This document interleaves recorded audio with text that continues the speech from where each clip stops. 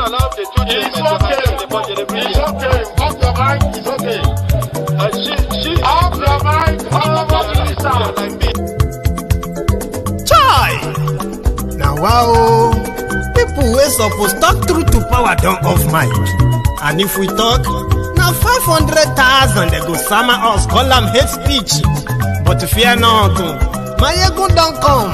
Him go torchlight every corner, nooks and cranny of all these bad people where they spoil our country.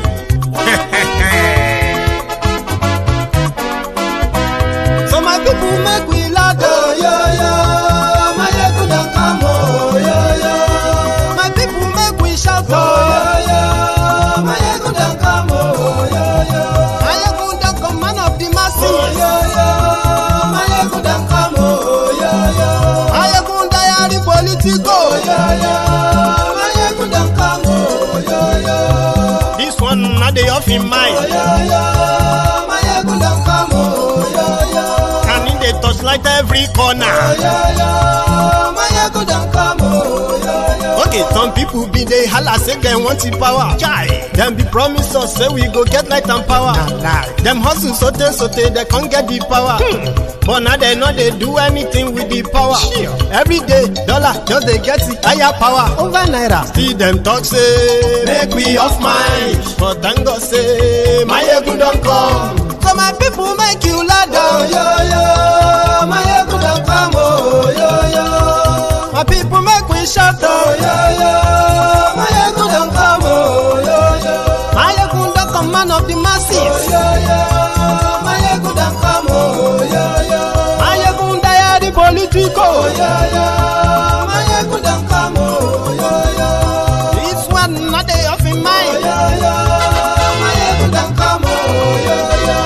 Person where they do evil, no one make person talk. Them say that Maiyegun, that man too they talk. He too they talk. Say Maiyegun diary, he they hot like pepper. But every day then they take money in bulk. Woman picking they the street they hawk. Still them talk say make we no talk. But thank God say Maiyegun don't come. So my people make you laugh, oh yo yo. Maiyegun don't come, oh yo yo. My people make you shout, oh yo yo. Maiyegun don't come, oh yo yo. Maiyegun don't come, man of the masses, oh yo yo. Maiyegun don't come, oh. Hello there. Maiyegun làwa mọ̀, làmọ̀ tó dòdòdò.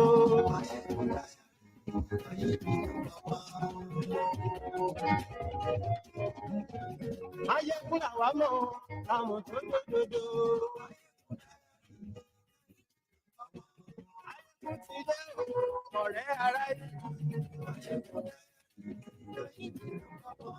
Lórí Facebook, lórí YouTube. Gbogbo ṣe ń lọ ní Maiyegun dá wa sí. You are welcome back. Àṣírí ọ̀dẹ̀lú kì í. Good morning to you, good afternoon to you, and good evening to you. Bá ṣe àní máa. From wherever you are joining us tonight. Ó sì tún ṣe wàá kọ́ níbẹ̀ o. Maiyegun dá. Thank you so much. Read the caption of the broadcast. It don't happen. It don't shele. A throwback to when Tinubu asks, where are the cows? And you are matured enough. We know how it started, where it all started. There are a lot of copycats. How many years ago have we faced insecurity in this country and cases of kidnapping?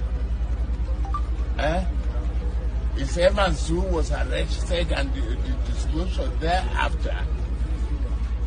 A hatchman.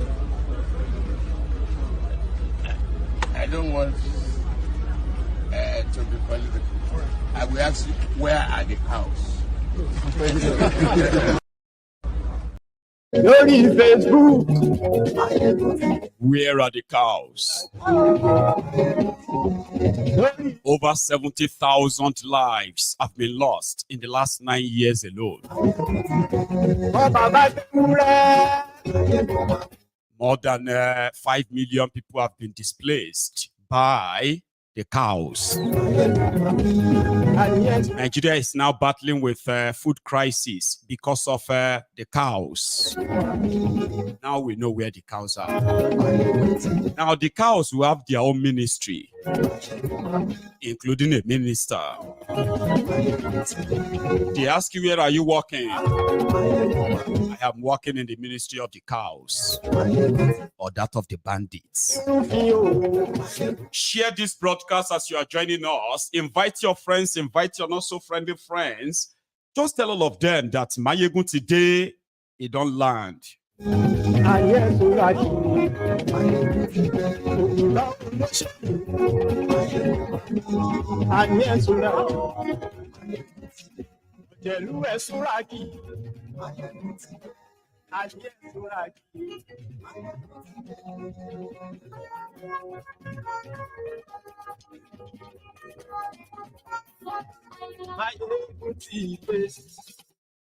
Today, so good morning to you once again, and good afternoon to you, good evening to you as well, from wherever you are joining us tonight. Nigeria is battling with economic crisis forced on them by the rogue APC, Egbekegbe. But rather than the criminals to stop digging in this hellhole they have dipped millions of people into, they have continued to dig and dig. Austerity is what they are preaching. Luxury, comfortable life is what they are creating for themselves. Today, Tinubu inaugurated what he called a committee that is going to help him set up and stabilize a new ministry. When Tinubu came in, Nigeria was already in the hole, no doubt. However, his promise was to give you renewed Jega, or renewed hope. That was a lie. So the renewed hope was that things will be done in a different way. Not many believe him anyway, okay? So he had to force himself on them. Now, Tinubu is the only government in Nigeria history with the biggest, or should I say with the largest cabinet. Yes. He has the highest number of ministers ever appointed by any government in the history of Nigeria right now.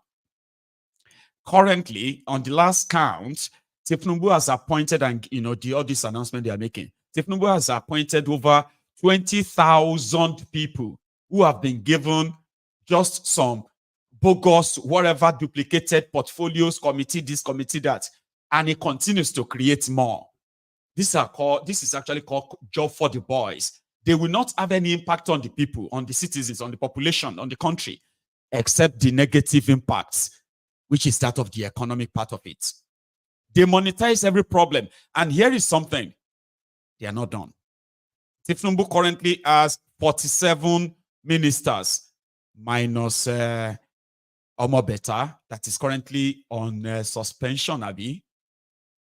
Now he's going to appoint 2 other ministers, one senior minister, one junior minister for the Fulani Bandits in Nigeria. Nigeria is a place where the APC, Egbekegbe, is started under Buhari.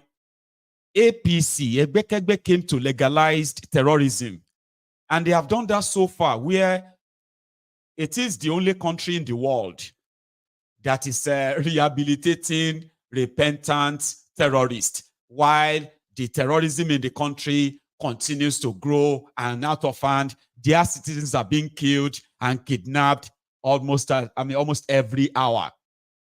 But it is the only country that has a package for terrorists to be rehabilitated, and now could help them to end the terrorism as we speak.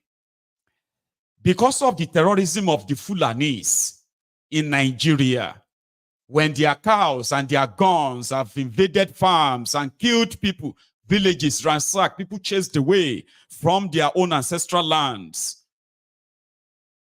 the food production in Nigeria has taken a hit. Nigeria is now among the countries that are now being warned, or among the countries that in the next few months we need to be receiving food support from all over the world, because Nigeria is now facing hunger, starvation, due to the fact that people no longer farm because of these terrorists that are still being pampered.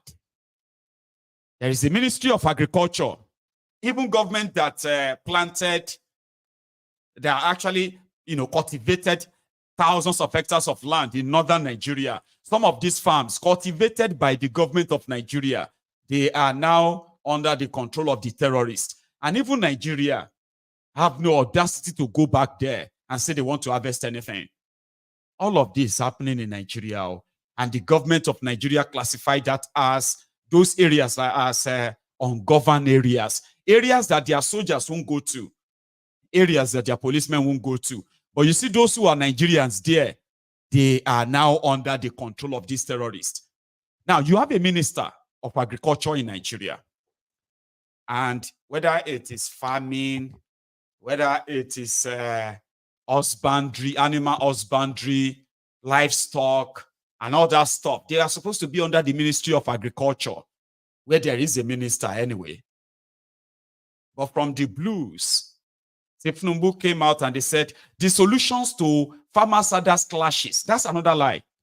In Nigeria, there's nothing called farmers-others clashes. Nothing like that. Because you know why? A farmer is attacked on his farm and most times killed on his farm by a Fulani that is wielding, or by the Fulanis that are wielding AK-47 weapons, guns. But when their media will report it, they will say farmers others clash. How can I clash with somebody on my farm? That is an invasion, an invader on my farm. So their media continue to report it as, and their politicians, farmers others clashes, farmers others clashes. And now only the farmers, they die. Farmers, the farmers' villages, the farmers' family, they are those being slaughtered. So the solution is, let us create the ministry for them. Maybe now that they can have the ministry of a banditry and their victims, the farmers, that should be the solution. Just about 2 days, yesterday, in case if I ask you who is the Minister of Agriculture for Nigeria, do you know him? Don't worry. He was on TV yesterday talking about agricultural revolution of Tinubu. People are hungry. People are starving. There is more. But let's start with this. Let me start by saying that when President Bola Ahmed Tinubu was sworn in May 29, 2023, he took courageous and bold steps in trying to put the country on a straight footing. A situation where he found a very shaky economic situation. Those courageous steps, of course, cannot be effected without some hardships. And he has said time without number that just give me that patience, that tolerance, and we'll be on the straight on the straight path. And I think we're beginning to see some of the effects of what President Bola Ahmed Tinubu, the steps that he has taken. In the agricultural space, believe me, we have never seen investment opportunities and the enthusiasm that investors have exhibited, especially within the recent times, that we have seen people coming from even outside. Saudi Arabia has been here, and they're willing to partner with Nigeria in the agricultural space. So we have seen also steps taken by the government, especially look at, for instance, the CNG program. The CNG is aimed at reducing the cost of transportation because of, one, the removal of subsidy, and two, because we still import the fuel and it's dollar-based, and because of the exchange rate fluctuation, the CNG uses 25% off cost of normal petrol. So these are giant steps and investments that the president has taken to alleviate the sufferings of the people.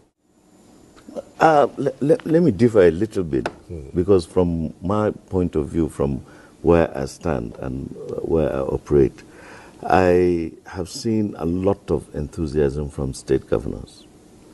We have seen, even at the ministry, visitation by almost 17 state governors who have come to seek for partnership between the federal government and the subnationals in terms of the, the agricultural support. What, in effect, Mr. President did on Thursday last week was to sit down with the state governments and say, listen, this thing, we're all together in this fight. And in fact, actually, he clearly told them that the land is with the states. So we have a food insecurity problem, and we should all join hands. And he commended a lot of them. Let me start by saying that when President Bola Ahmed Tinubu was sworn in,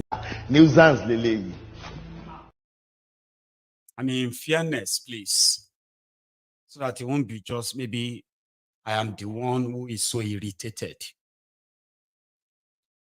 Could anybody please tell me one single, that giant step that is said Tinubu has taken on agriculture and they are beginning to see? Did anybody pick that up from what he's saying? Did he mention any giant step like, this is what we have done, this is the investment we have in agriculture? Like specific? I know he didn't, but I don't want to kind of make it look like I am the only person who didn't hear him. That's what they do. See, let me tell you, when the president Tinubu came in, we know that our people have the problems of food, but we have taken bold step, very giant step, and he said you should give him time, and very giant step, and we are already seeing the results. What is the giant step? What are the results? So if you ask a normal bastard, a bad idiot, the next thing it's going to tell you is, can't you see all the thing that the government is doing? Say, I am asking you to please tell me one or two. The fertilizer, the farming. Say, where? Be specific. Then he will probably begin to remember some of the nonsense is read online from their APC, hired online sellers. Then he will want to kind of repeat them, but ask him where. Be specific. What and what? It's unfortunate, though. So when Koolu, during their campaign, this is the most I got from what Koolu told the farmers that were being killed, as well as the Fulani terrorists that were killing them. I don't know if you all remember this. Hope is now renewed. Confidence is back. Help is here. Prosperity is with the farmers, and they are all here. A promising future that is greater than gold and diamonds is in the heart of the subject matter of today.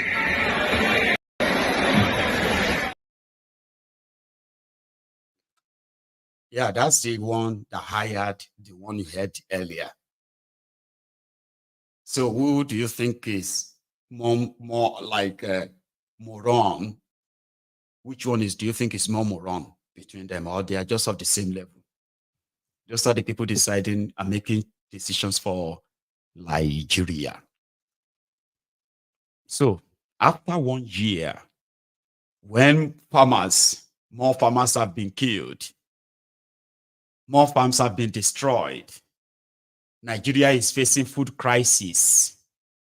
The solution to farmers' others clashes is a new ministry with 2 brand new ministers on the way, as well as other, now they need to settle them down so that they can talk to the bandits and talk to the farmers so that everything can, for peace and prosperity. But anyway, Koolu, tell us about this new ministry. Go on, Mom. The name, the intellectual capacity, the fact that majority of this, of those of you have great experience and you want Nigeria to prosper. First and foremost, to provide impetus to enable Nigeria to finally take advantage of livestock farming, dairy product, cold chain logistics, collectively offer substantial commercial and economic advantages. We have seen solution and opportunity. With this adversity that had plagued us over the years, and I believe the prosperity is here in your hands. The dairy industry contributes significantly to nutrition and food security by supplying essential proteins and vitamins through milk and its derivatives such as cheese, yogurt, butter, and economic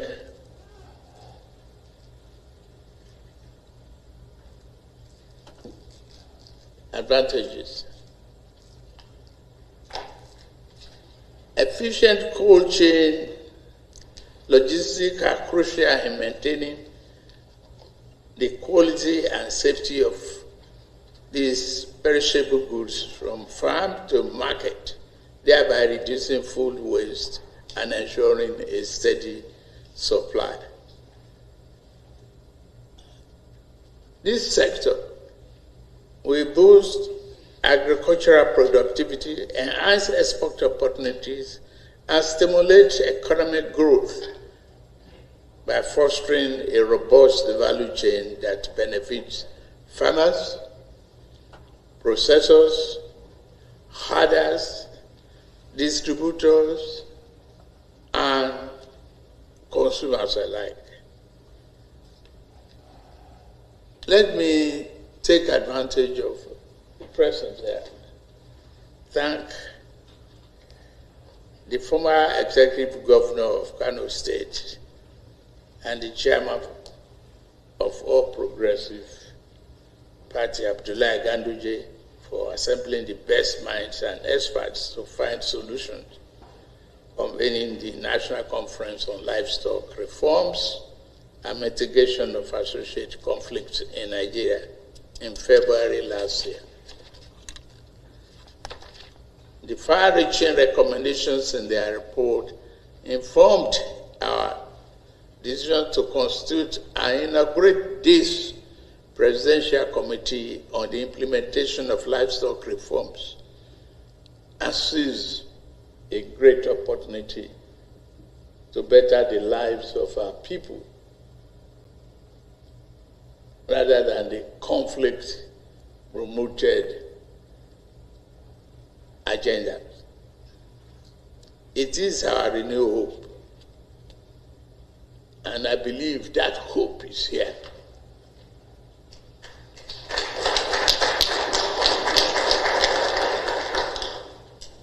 Trying to see a great opportunity for wealth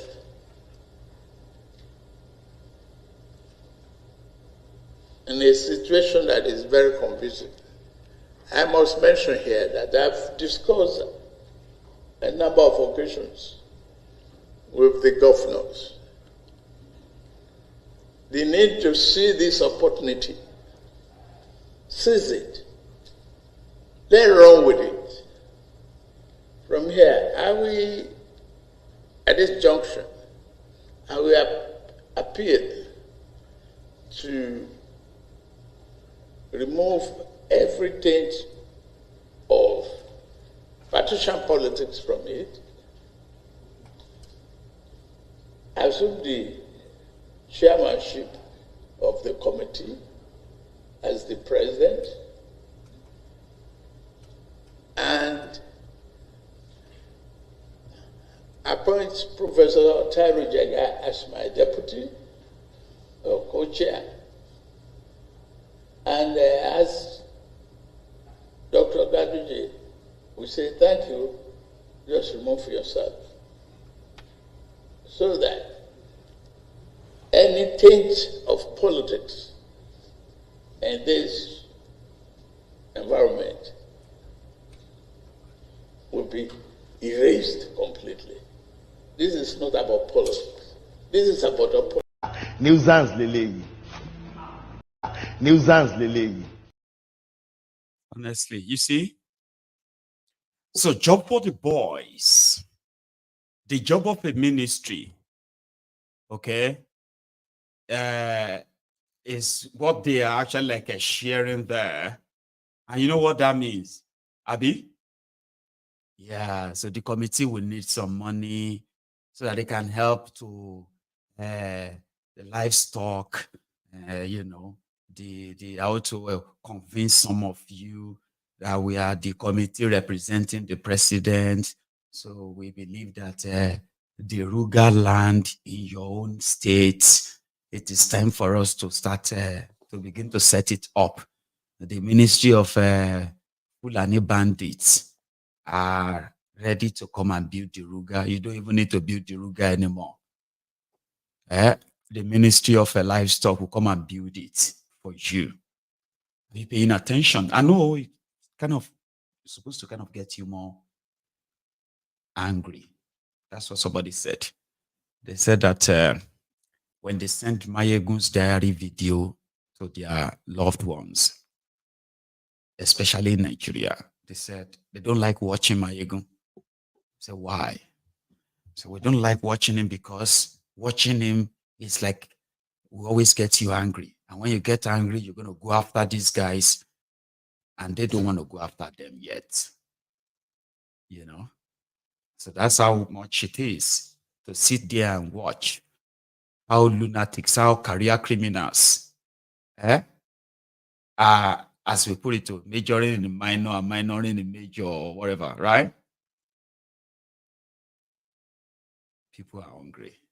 And then the billions upon billions of the scarce resources still goes into committee, this committee, that. All of this just to placate and satisfy the Fulani terrorists in Nigeria and their sponsor. Disguise it as many times as you want. It is still the same thing. See, cow business, like a spare parts business, or amala business, or hairdressing shop, they are all private businesses. So why should they all, why are they all kind of like, you know, dancing palongo here and there just to satisfy the Fulanis in Nigeria. Now they have their own ministry. Let's go on. Koolu, complete the nonsense you're saying. And continue to promote.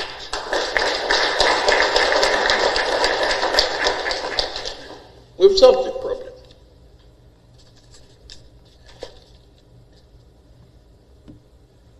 We've identified the model for livestock management. It is done in other countries, in other climes, successfully promoted. It created great economy and empowerment for ordinary people. Traditional livestock system must be reformed to add significant and sustainable value to Nigerian socio-economic growth and development.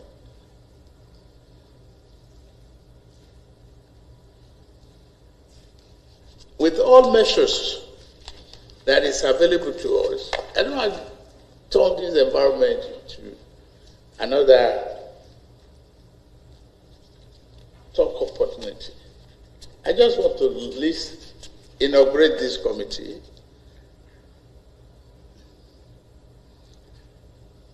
to ensure that I'm ready, I assure you, and the Nigerian public, that we need to create this economy,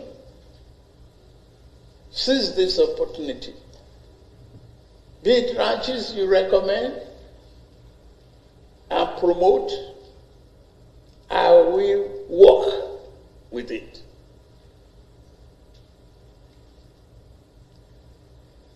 And luckily we have information and technology at present too. Herd of cows can be identified with chips and be tracked these days. The modern technology is available to us. We are ready to work.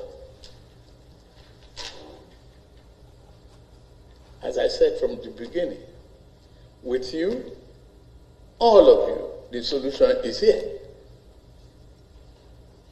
And we must run with it. The governors are hereby represented. Any law that might inhibit the promotion and the actualization of our objective, the Attorney General is here. Please give it a priority. And budget and economic planning is there. Find a budget head for it to grow. And finance is here as well to work hard for the money. When you have great opportunity as this, why should Nigeria continue conflict? Of the caliber of people that is here. This presents a unique opportunity also to delineate and establish a separate ministry called the Ministry of Livestock Development.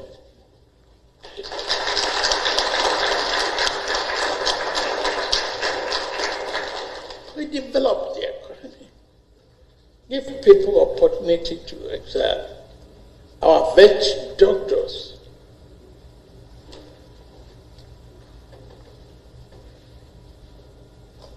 can give us the necessary protection and opportunity to rear on, breed, crossbreeding, and stop the wanton killing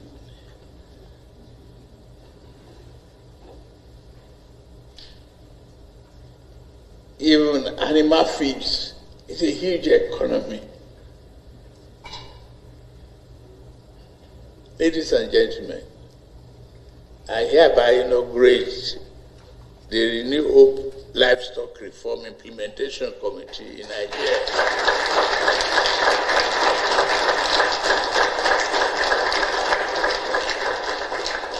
It is now in your hands. We're ready to work for the success of this program and the first success of the entire nation. So we will leave a Nigerian flag without stain to our children. Thank you very much.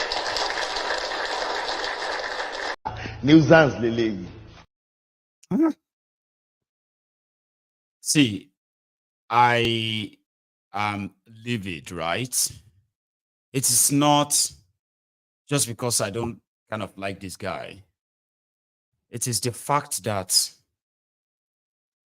these guys are purely playing with your lives in Nigeria. So I want to try and actually analyze it for you to understand without, without having to do that the way I am feeling, just understanding what these guys are up to. If you are watching me from Nigeria, you are in a big mess that word of mouth cannot describe. Tinubu and his gang, they are playing with your lives, and they will do so for as long as you let them. There is a ministry of agriculture. Inside that ministry, you see all these things they are doing there to make them look like they are possibly, doing something. These are the job of the Ministry of Agriculture.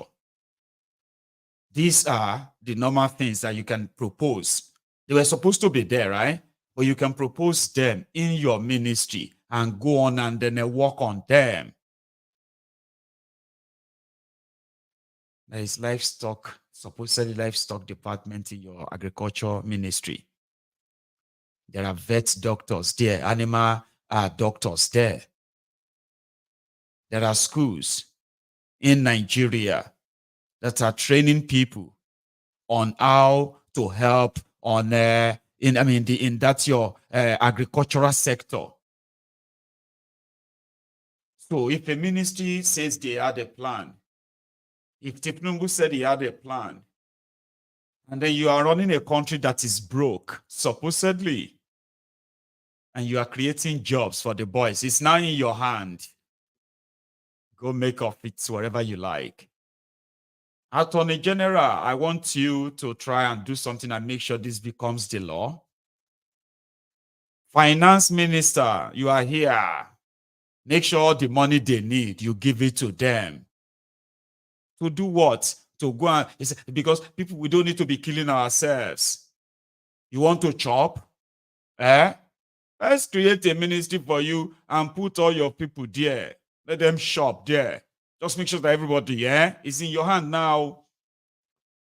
How is that going to resolve the Fulani terrorists killing farmers, the Fulani herdsmen being killed too? Because let us be fair, there are actually Fulani herdsmen who have become victims of cattle rustlers. I'm talking about people that will they will group themselves and they will go after some of these Fulani herdsmen. But there are Fulani terrorists with their AK-47 that will intentionally lead their cows into people's farms. The intention is to start a crisis so as to have something to come back to and kill everybody in that village. We've had people who have become refugees from their own land, from these invading Fulani terrorists. So if Fulani that have cows need help, it is ideal for the agriculture ministry, if they have any plan for them, a Fulani man that has cows and is prone to the risk of being killed and his cows stolen. So if the ministry want to end this such crisis of invading farms, how about you kind of, even like we know, if this is about settling it, how about you kind of take some of this money that you are allocating and giving to people, put them somewhere. Tell these Fulani herdsmen to come and access the money and buy lands in northern Nigeria. Then the Ministry of Agriculture, that is their own climate. That is where they belong. Let them stay in this arable land of northern Nigeria. Secret money. At least there's nothing Nigerians will do. You have always been doing whatever you wanted, Abi. If this whole thing is about ending it, if it is not to monetize it, which is what they are doing, monetizing your problems, digging you into further holes, the Fulani herdsmen will never get help. The Fulani terrorists will never be stopped. The farmers who have been the victims reported as clashing with them, as if to say the farmer carried his farm on his head, and while he was walking away, he met a Fulani and his cows. And then the cows wanted to hit the grass on the head of the farmer. So they just clashed and they started fighting. No, that's not true. None of these people is going to be helped. None. The terrorists will never be tamed. And then the herdsmen will never be helped. The farmers who have been the main victims, they are on their own. All of this, just a means of staying in power. I would like to see how this goes. So, Ministry of Fulani Bandits and Farmers is going to be has been created by Tinubu and Trust Oshi-omo-ole. It is approved, Mr. President. Your revolution, you're supposed to get your own diary now, where you go to write down the reason why I will participate in a revolution that will see the end of these criminals. You'll be writing them down. Why should you participate in a complete shutdown? Why? That's one reason there. Such a shame. It's a shame. And on the other hand, somebody said he's doing this because of the backlashes from the Samoa deal. Who gives a damn about Samoa deal? We'll come back to that. Here is something.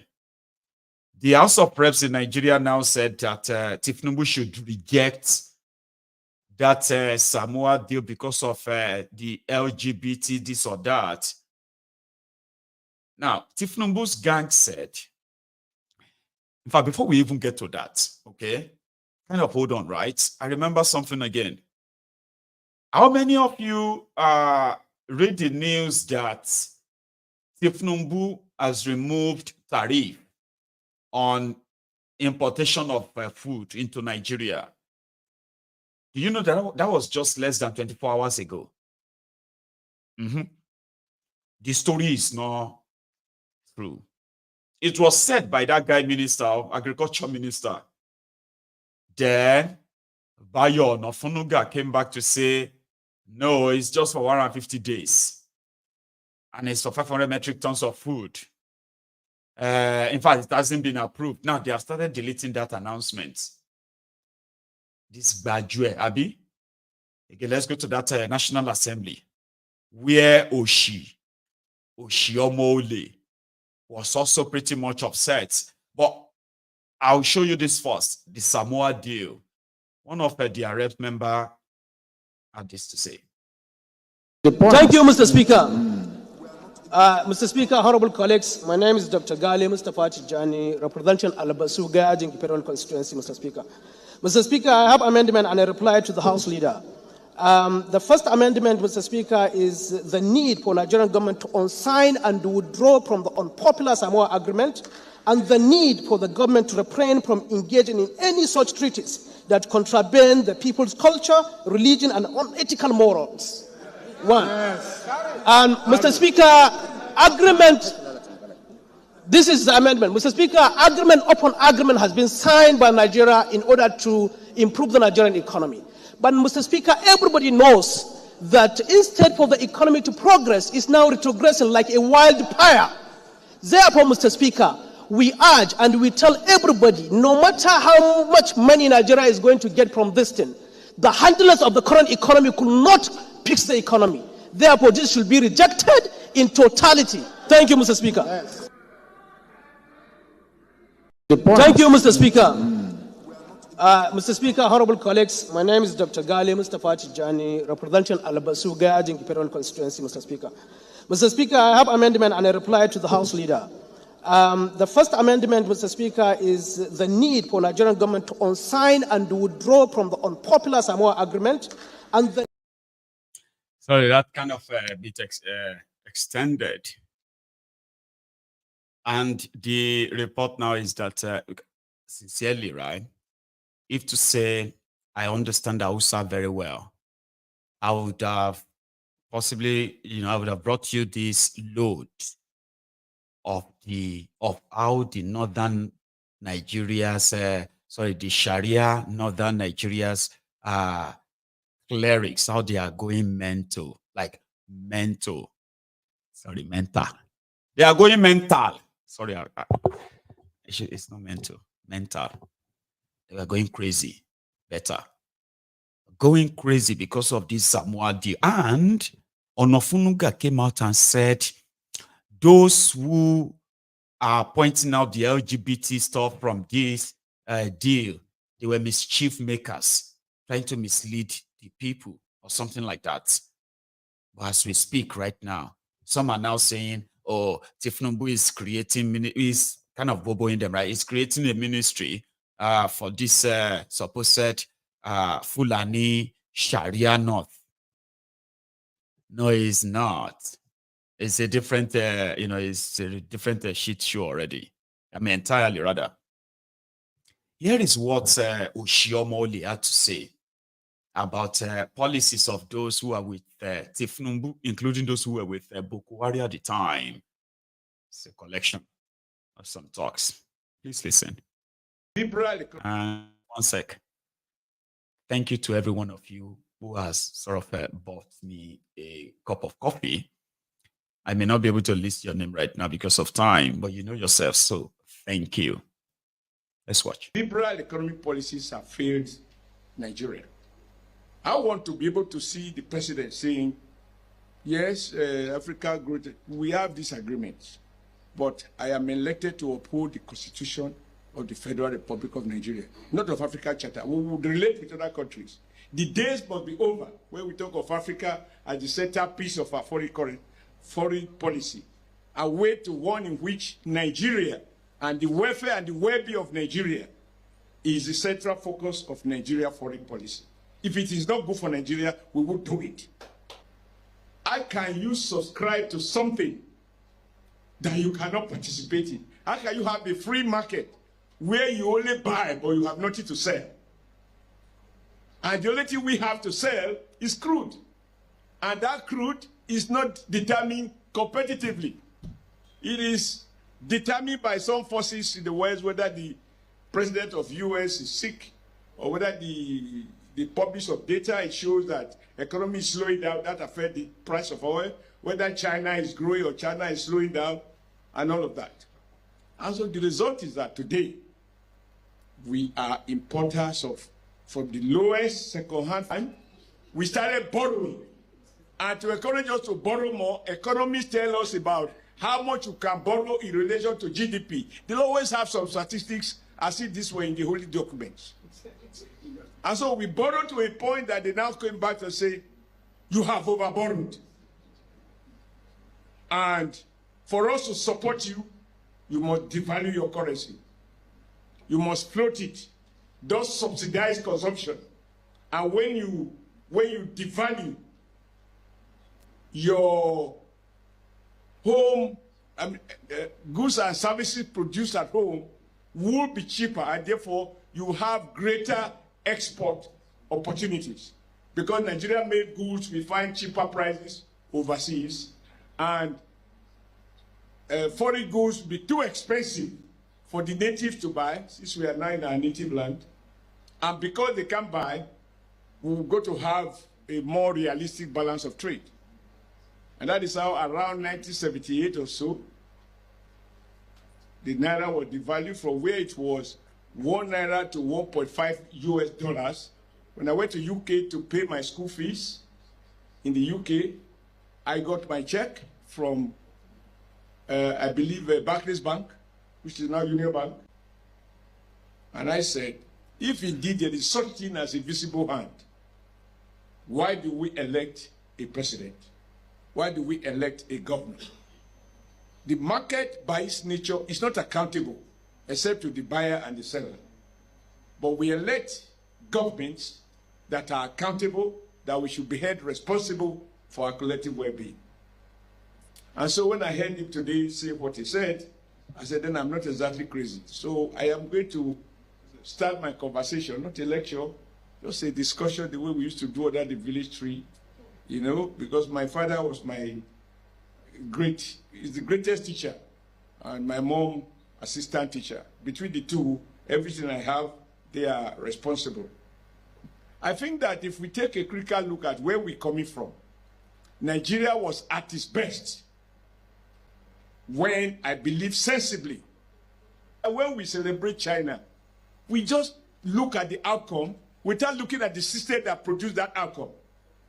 The Chinese also go to the World Bank. They also go to the IMF meeting. They listen. When they finish, they say thank you. They go back to Beijing and do what they call capitalism with Chinese characteristics. The interest rate is not market-driven. The rate you change your money in hotel is the same rate you change it in the bank. I know it because I have been there. That is not market forces. That is state regulation. And when a state functionally abuse power, they execute. They kill.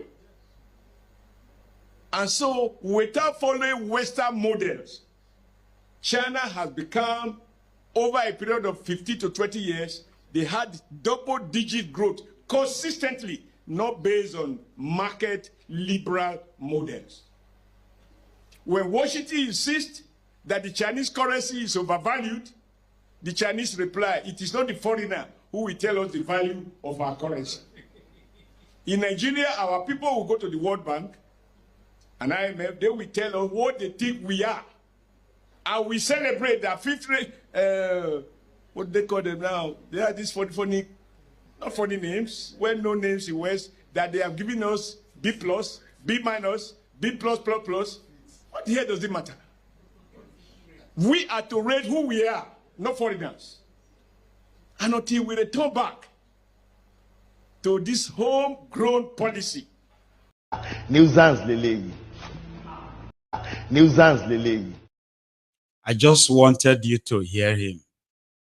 Because when I saw that video on the internet yesterday or so, I actually saw Nigerians praising him. That's true.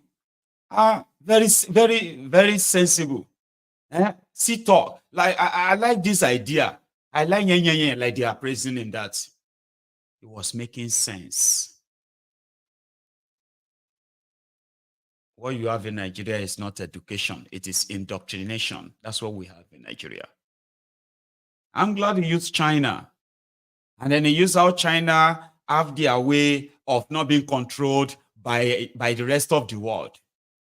But he omitted the crucial point of what helped China.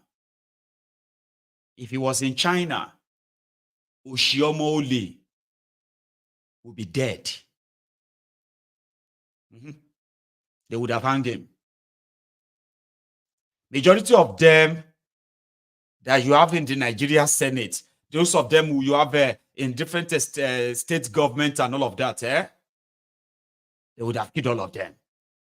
And that would have been the guide for those of you who wanted to take their place.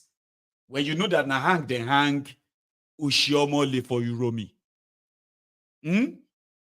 A whole Oshi-omo-ole has been hanged in Uromi because he scammed the Edo people when he told them he built this massive mother and child hospital. and he rented the equipment to commission it as a completed project. And the same day, the Abokwari left the commissioning. The people that lent, the people that they rented the equipment for the commissioning from, they packed everything, and the entire place was left empty afterward. They would have hung him. And that would have saved the people of Edo State. For example, it would have saved them any chance of anybody coming after Oshi-omo-ole to come and loot or steal. But they always remove that part. They always do. That if what they are stealing from Nigeria, if China allowed their own politicians to loot what Nigerians are stealing from Nigeria, China will be all over the place begging with a bowl like Nigeria. And they are still doing it. Oshi-omo-ole goes home. At least this is the one that is legal. He goes home every month with over 55 million naira. And you know something? That is over 660 million naira every year. And that's chicken change. So the other things he probably also take home. So yeah, they all have the solution of, oh, they are dictating. Why won't they dictate to you? Nigeria is a dumping ground. It's always been. And they are making it even more like, receptive as your dumping ground. It's a big mess, isn't it? Now, let's leave these guys. Talking about Edo State. Oshi-omo-ole, where Oshi-omo-ole comes from. They are having their governorship election in November, you know that. And today, well, I saw the PDP, the Asue Ighodalo people and Benin people or Edo people. And I am like, now everybody they complain about Nigeria is done for Abi.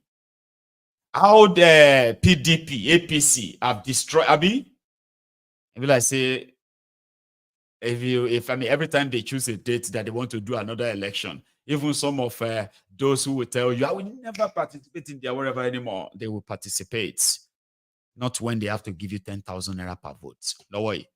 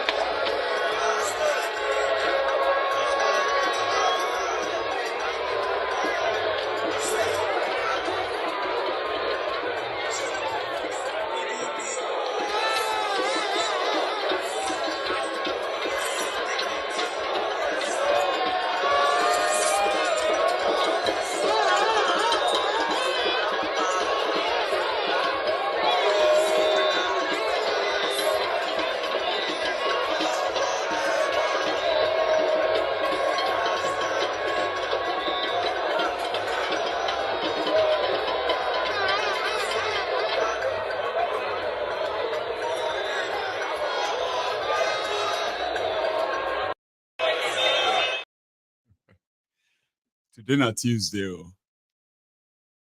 Somebody said people were supposed to be at work. Now work that they do so. Oh, it's not easy. This is what it is in Nigeria, you would say. There is a member of Oshi-omo-ole's party, okay, in that same Edo State, who has also joined the Asue Ighodalo Obaseki train.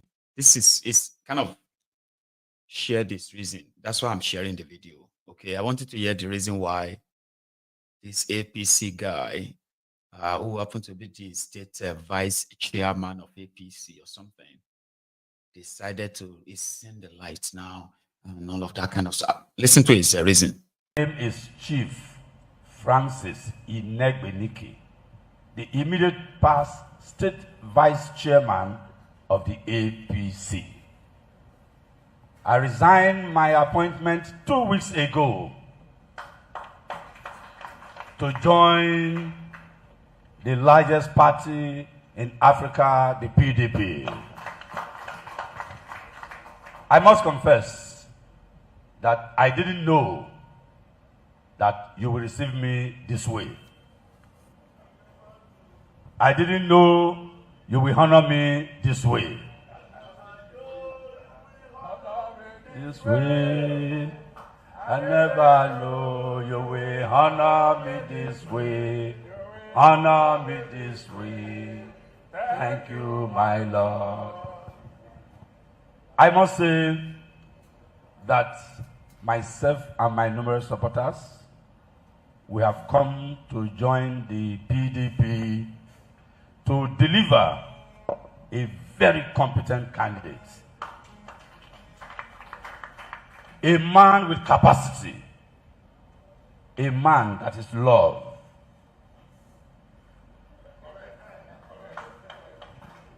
I must say,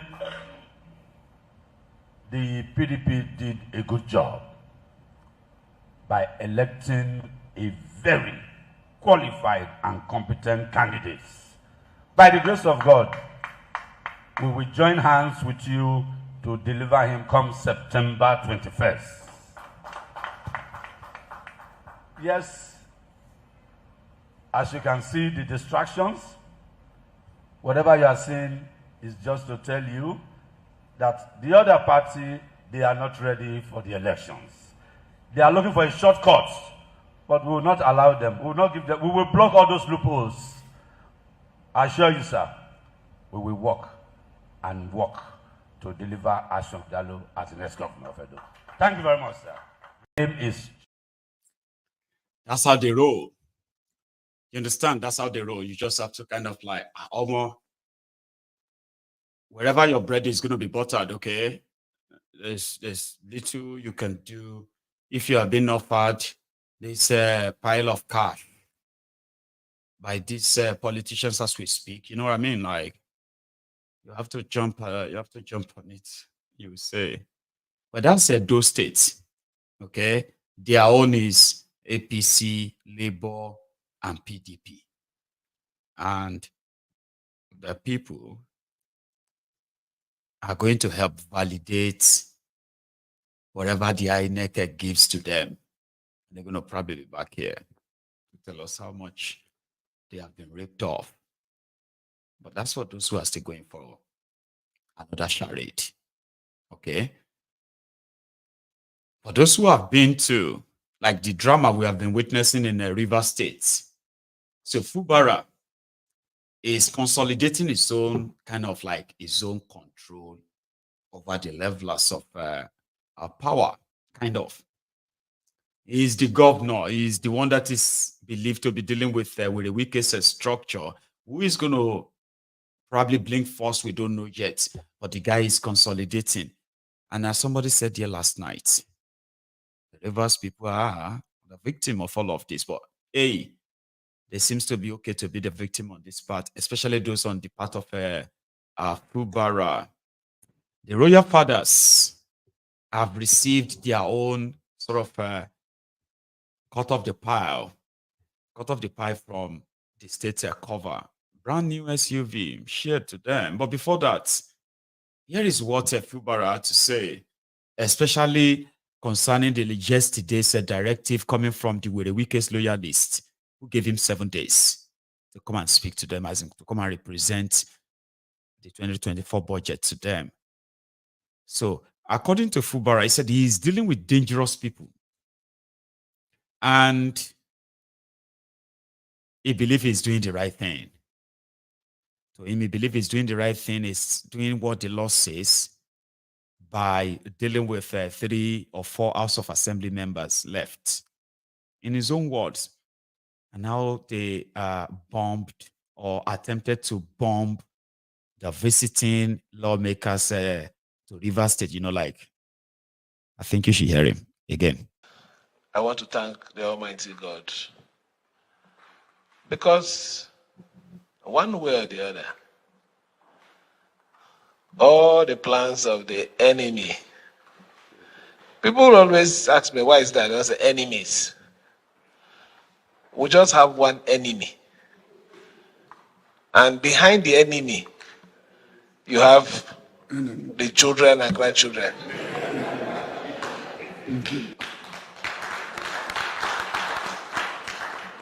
So I believe strongly that without one, there won't be others. So it's just one. So our focus should be on just one. So like I said, what the enemy has always planned, our God, good God, gracious God, all-knowing and sufficient God, always turn their evil plan to good.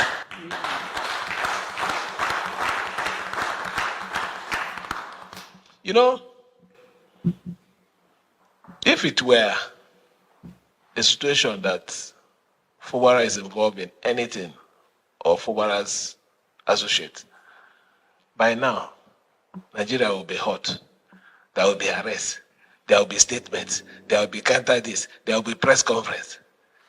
But because it is from the other side, but glory to God that they couldn't hide it, I've not been hearing anything. And I'm wondering, after how many weeks now, the Nigerian police is still not able to come out and make a statement about the attempt by one, whatever, I don't know what his name is, that tried to detonate a dynamite in front of Hotel Presidential. I'm still wondering why it has not happened. But if it's maybe any other thing that has to do with us, they will say, in fact, by now they should have even charged the person for terrorism. But you see, this God that I said that we are serving genuinely, this God that Rivers State has been dedicated to by our predecessors. Because when they make statement, they say, Rivers State belongs to Christ, belongs to God. And that is the God that is saving us and lifting us. So this evening, you don't know why excited and how happy I am. First, this afternoon, the Obaka Ikwere, national law, worldwide. That is national, worldwide, came to pay solidarity visit.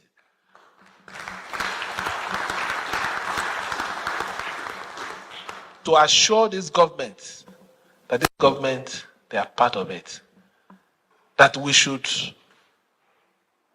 disregard those stories that are being carried about, the propaganda of ethnic politics, that they believe in us and they will continue to support us. Why would I not be happy?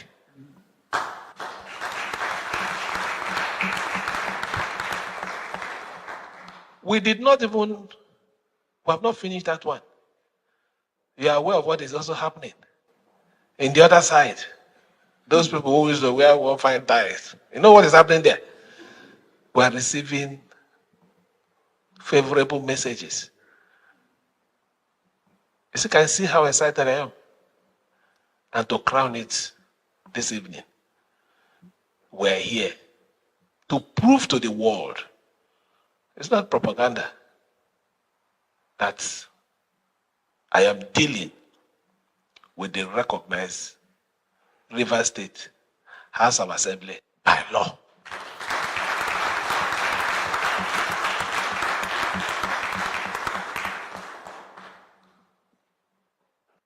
It is not.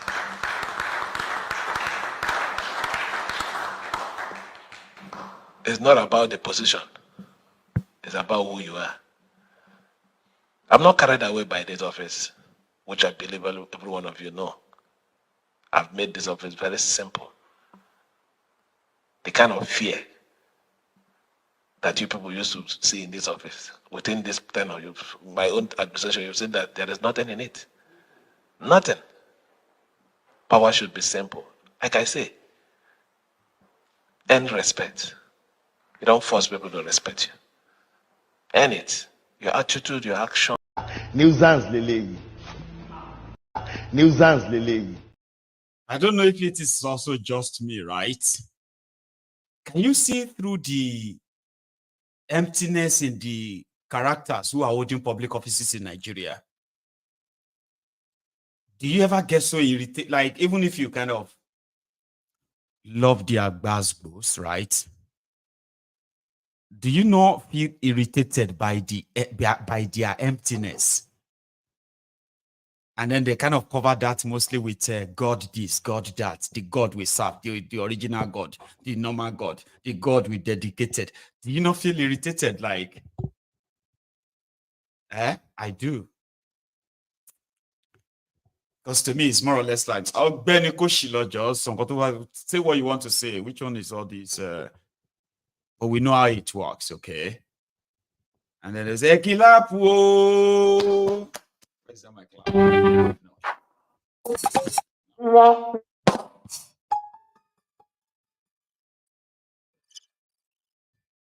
Anyway, so he looks around and says, you should clap now. I kind of like, you know, I feel off. And I do feel sorry as well for the people, because to be honest, majority of them don't even know better themselves. I mean, so if you want to see why why Nigeria is so backward, just take a look at those who are making decisions. They are thinking, you know, they are, you know, so pedestrian. It is so empty. But you want to try and look at them as maybe they have something up there, as because of the positions they are holding in public, right? Governor of the state. So you're expecting that, oh, there must be something up there. But there's nothing. Most of them, there's absolutely nothing. The only ones who can speak, who can join together few words and grammars and all of that, those ones are the worst. They actually feel themselves. But they are so empty, irritating. I don't think I'm alone, you know. There should be so many of you who feel the same way. And he said something about the royal fathers coming to see him. And that's why he's smiling last night. They came to tell him that we are with you, don't worry. Okay? And he gave them brand new cars. All right? That same afternoon, yesterday. I don't know how much these cars are going to worth, but I promise you they will not be less than 50 million each. If I am wrong, tell me. Here, royal fathers in Rivers State.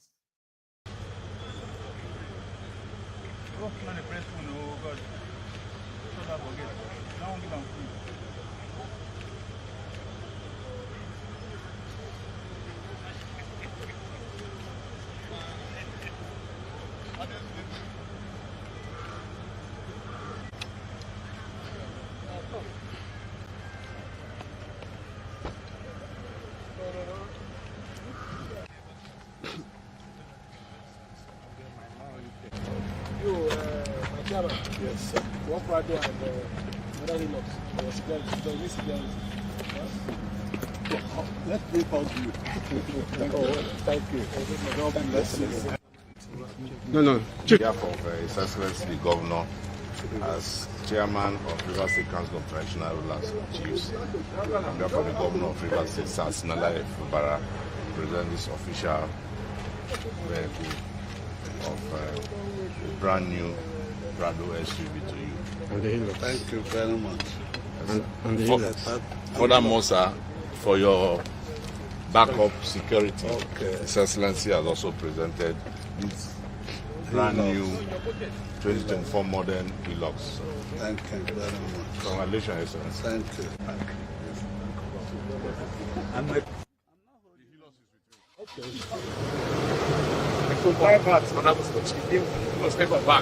May I just come out first?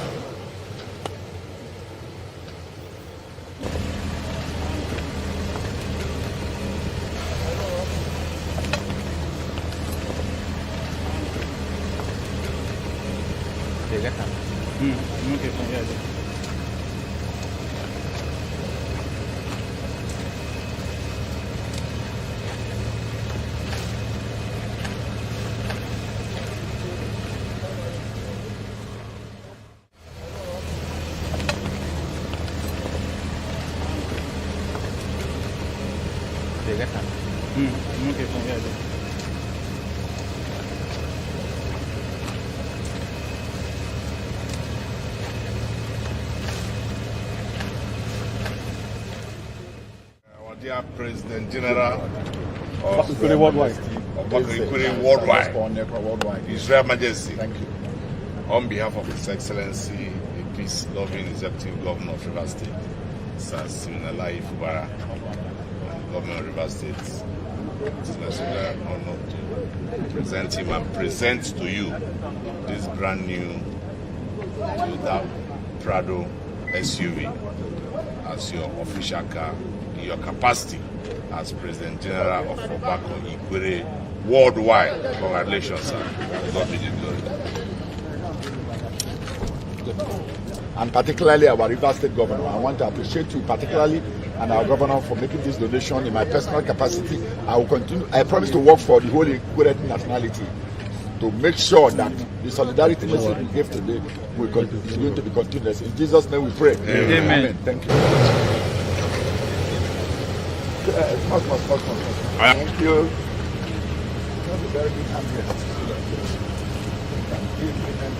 Thank you very much indeed. The cow. Thank you very much. And Medo. Sit down. Why ain't that? Your Majesty. The cow. The cow.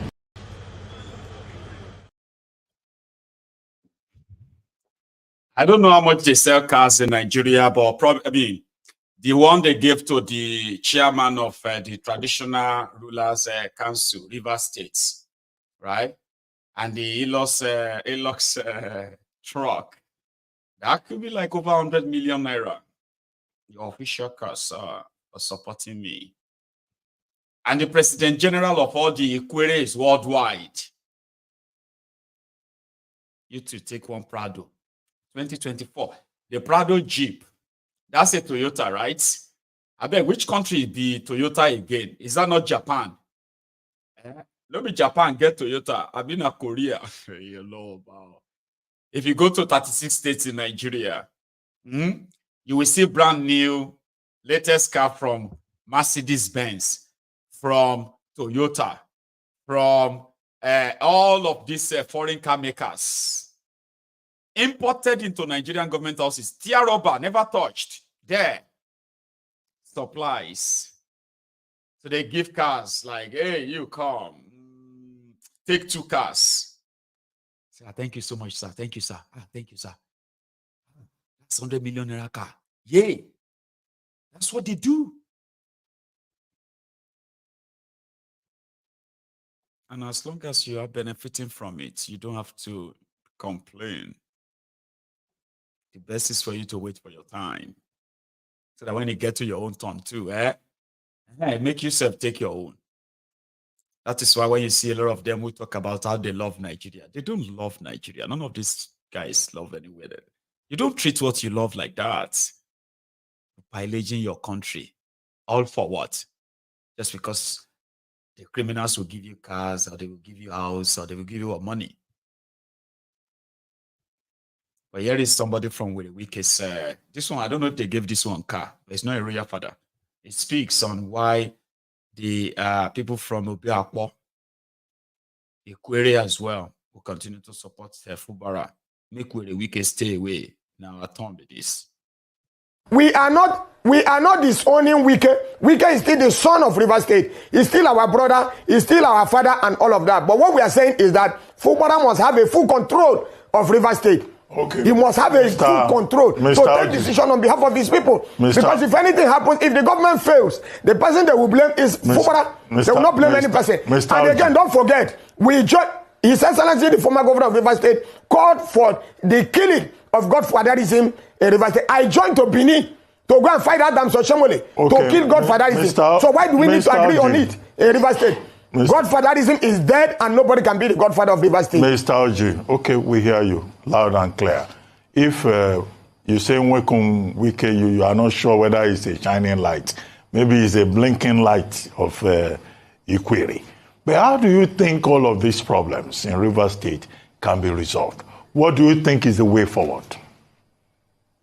What solution will you recommend? The way forward, the solution is the way forward is what the former governor Nyesom Wike have told the Rivers people. What did he tell Rivers people? He told the Rivers people over time that Abuja politicians should allow Rivers people to govern themselves. And that any person who influences River State from Abuja is going to suffer the wrath of God. That was what he professed. And I believe in that. So we are saying that the way forward is that Fubara has been elected for the first time. A man won the 23 local governments in River State. It has never happened. It shows acceptability of the people. So we are saying that he must have his time to dish out the dividend of democracy to the people of River State. So that when if the government succeed or fail, he will be held accountable. So we are not going to believe that, for me, I preach peace. I believe in peace. And I'm saying that he must be allowed to run his tenure because in the last administration, nobody influenced the government. This one, nobody will influence the government. We'll do our best to make sure that we are together. We are one Rivers people. We believe in the unity of River State, but we do not also support intimidation and harassment in River State. Okay, Mr. Oji, you say you commit Nyesom Wike, the FCT minister, to the wrath of God. That's what I heard you say, yes? Well, you will not force words into my hands, into my mouth. I said here that the minister, when he was the governor, said that any person who fights River State from Abuja will be facing the wrath of God. And that I believe in his prayers. That's what I said. It's English language. He said so. Yes, we are saying the same thing. It's English language. You say you commit him to the. I'm only adopting what he said. Okay. What is the statement that I've made that is wrong? I am adopting and I believe in it. He said any person who is fighting River State from Abuja will face the wrath of God, and I say amen to that. Okay. Thank you very much, Mr. Darlington. Hallelujah. Wala everywhere. Anyway, that's from River State. So we'll keep following that and keep sort of monitoring that too. Do you know that there is this, what they call a planned protest against hunger for 10 days, starting from the 1st of August to the 10th of August.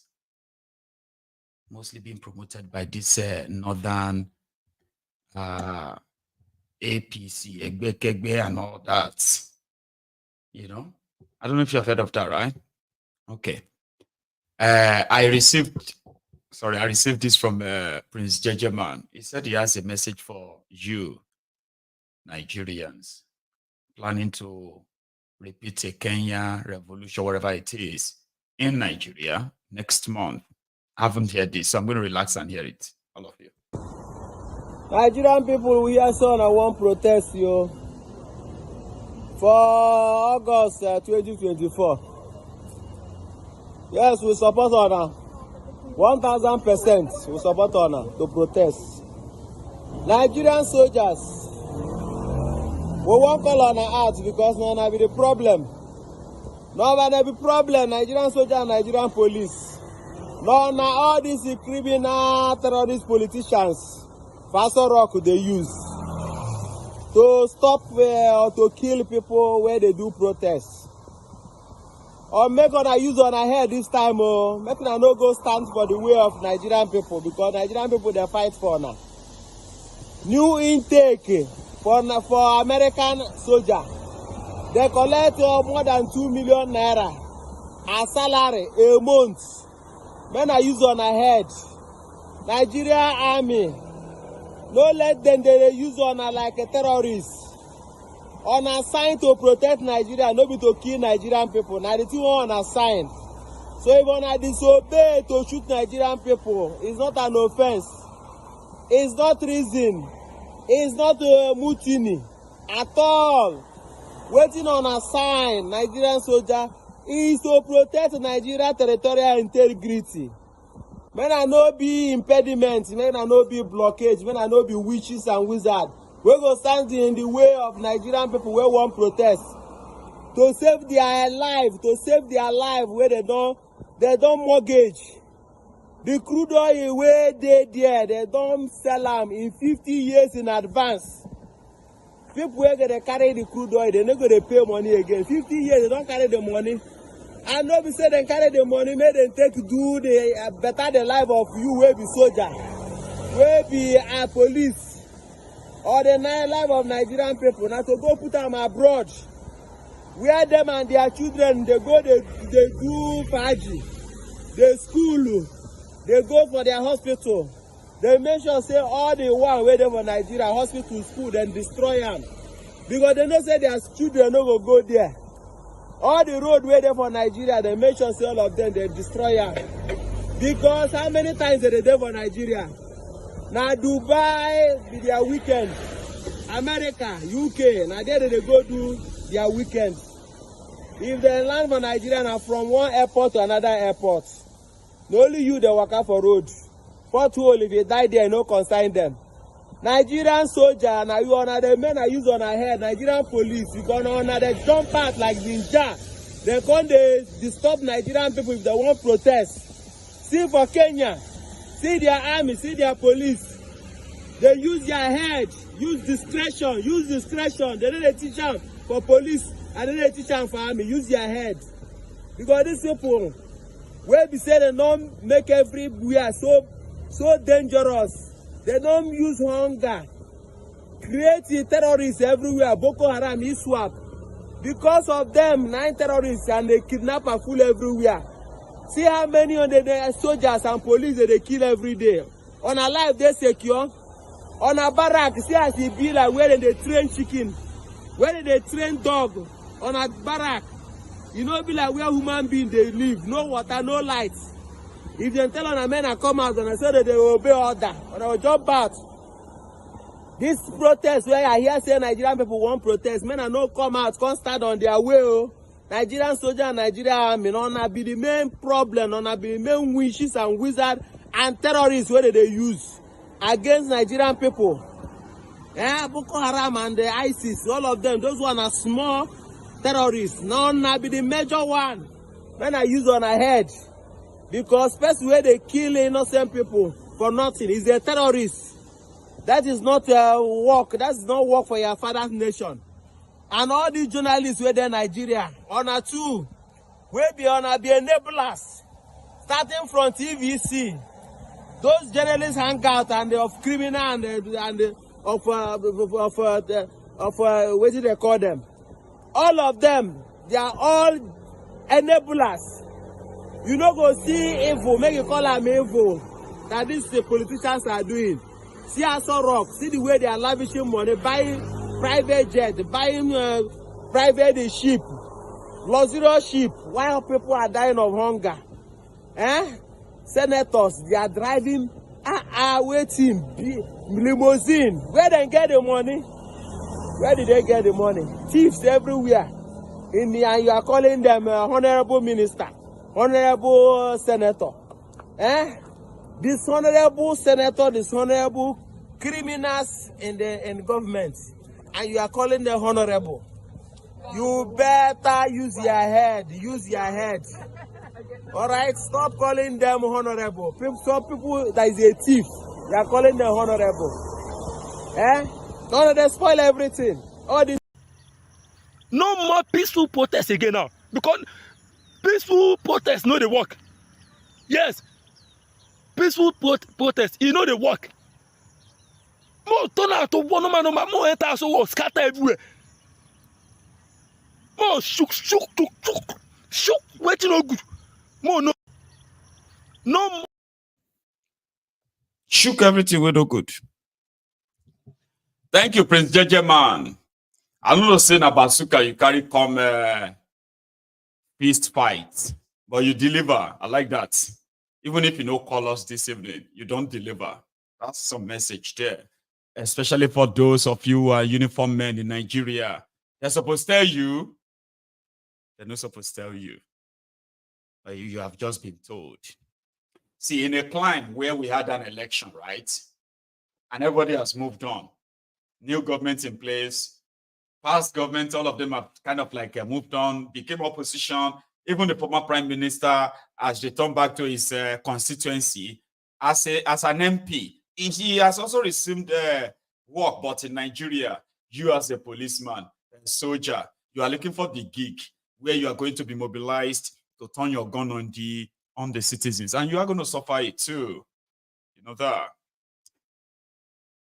Prince Jega man said the oil prospects in Nigeria for the future, they've all been sold and looted. Maybe some of you remember the Afrexim loan. The Afrexim loan is the Africa Exports and Importer Bank, Afrexim. Tinubu, through the Mele Kyari, the one that sold NNPC, privatized NNPC and sold it to themselves without paying a dime, but they are shareholders of NNPCL, NNPLC. They went somewhere last year. They said they wanted to defend the Nigerian Naira. So because of that, they went for a loan, crude oil for cash loan. And they secured a $3.3 billion loan from Afrexim Bank. Tony Elumelu, that helped facilitate the whole negotiation as part of the team, made 5% from that money. Now, the deal was they will give Tinubu $3.3 billion cash to inject it into your economy. And in 5 years time, Nigeria is going to pay them back $5.2 billion, which means they will provide the cash in a space of 1 year, 3.3 billion. So they will allow that to mature in 5 years. Nigeria will pay the interest of 1.9 billion dollars interest in 5 years. That's how much the bank will make and their investor. So last year, they gave Tinubu $2 billion, sometimes in September 2023. When Tinubu and Co collected the money, they shared it. That was when they were subsidizing dollars. I don't know if you remember, but I've not forgotten. Now, the arrangement was that after 5 years, Nigeria will pay the money back. But if Nigeria has no money to pay, this Afrexim and their investors, they have the right to go and take 167 million barrels of crude oil from Nigeria. And that is valued at over $12.5 billion. The money for today. Like if they decided to go, they want their money back now. These guys were supposed to take the crude oil of 5.2 billion, which is the 1.9 billion plus 3.3 billion. The money that was agreed on. But you know what they put down? Crude oil of $12.45 billion. So which means they now said the arrangement was that, you see, if Nigeria is unable to pay back and they take all this crude oil, they can just help Nigeria's, they will sell the crude oil and they will take their money and they will give the rest to Nigeria. Now that arrangement is down as we speak. And year one is already gone. And those guys have already given Nigeria 2.9 billion already. They first gave them $2 billion. Now, just about a month ago, they gave Tinubu $934 million. So far, so good from the 3.3 billion. Tinubu's government has collected 2.934 billion. So what they have left is practically less than $400 million. Now, Mele Kyari just announced today that they have reached another agreement with another lender to give Nigeria $2 billion. And Nigeria will give them crude oil in return if Nigeria no pay the money back. I'll do more research on that and tell you more about that later too, right? You are done for.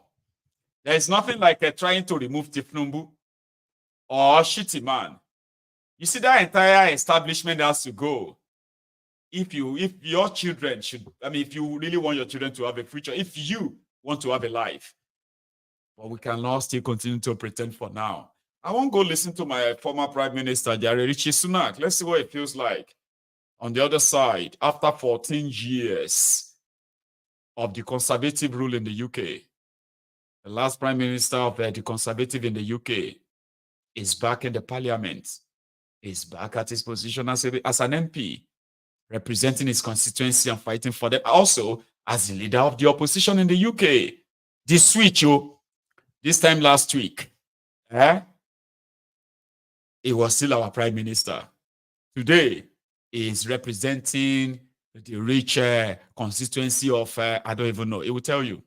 Where do you represent, Richie? I now call the Leader of the Opposition, Rishi Sunak. Well, Mr. Speaker-elect, I'm pleased to join the Prime Minister in welcoming you back to the Speaker's chair. And can I also praise the wonderful speech from the Honourable Member for Lancaster and Wyre? And can I start by congratulating the Prime Minister on his election victory? And as he takes on his formidable task, he and his family deserve the good wishes of all of us in this House. Now, in our politics, we can argue vigorously, as the Prime Minister and I did over the past 6 weeks, but still respect each other. And whatever disputes we may have in this Parliament, I know that everyone in this House will not lose sight of the fact that we are all motivated by our desire to serve our constituents, our country, and advance the principles that we honourably believe in.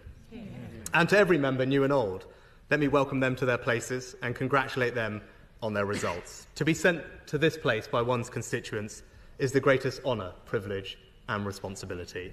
I know every one of us will be trying to repay the trust placed in us, and I look forward to continuing to represent the interests of my own rural North Yorkshire constituents.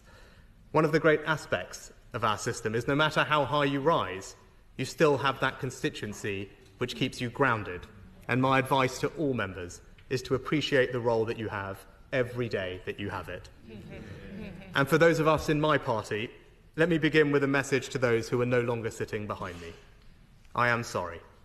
We have lost too many diligent, community-spirited representatives whose wisdom and expertise will be missed in the debates and discussions ahead. It is important that after 14 years in government, the Conservative Party rebuilds. So now we will take up the crucial role of His Majesty's official opposition, professionally, effectively, and humbly. And restoring trust begins by remembering that being here is an opportunity to do what those we serve expect of us. And in our case, that means holding the new government to account. Can I congratulate the Father of the House, the member for Gainsborough? My right honourable friend has given 41 years of remarkable, dedicated service to this House and his constituency. I know full well how ferociously my right honourable friend fights for the interests of his constituents, and I applaud him for that. My right honourable friend is also testament to the benefits of an early morning dip in the Serpentine. And members may be interested to note that the Bottomleys have also had a big influence on my right honourable friend's career. It was in 1974 that my right honourable friend ran against Arthur Bottomley in Middlesbrough in his first effort to enter this place. And today, he takes over from Sir Peter, who will be missed. And can I also congratulate the new mother of the House, the member for Hackney North and Stoke Newington.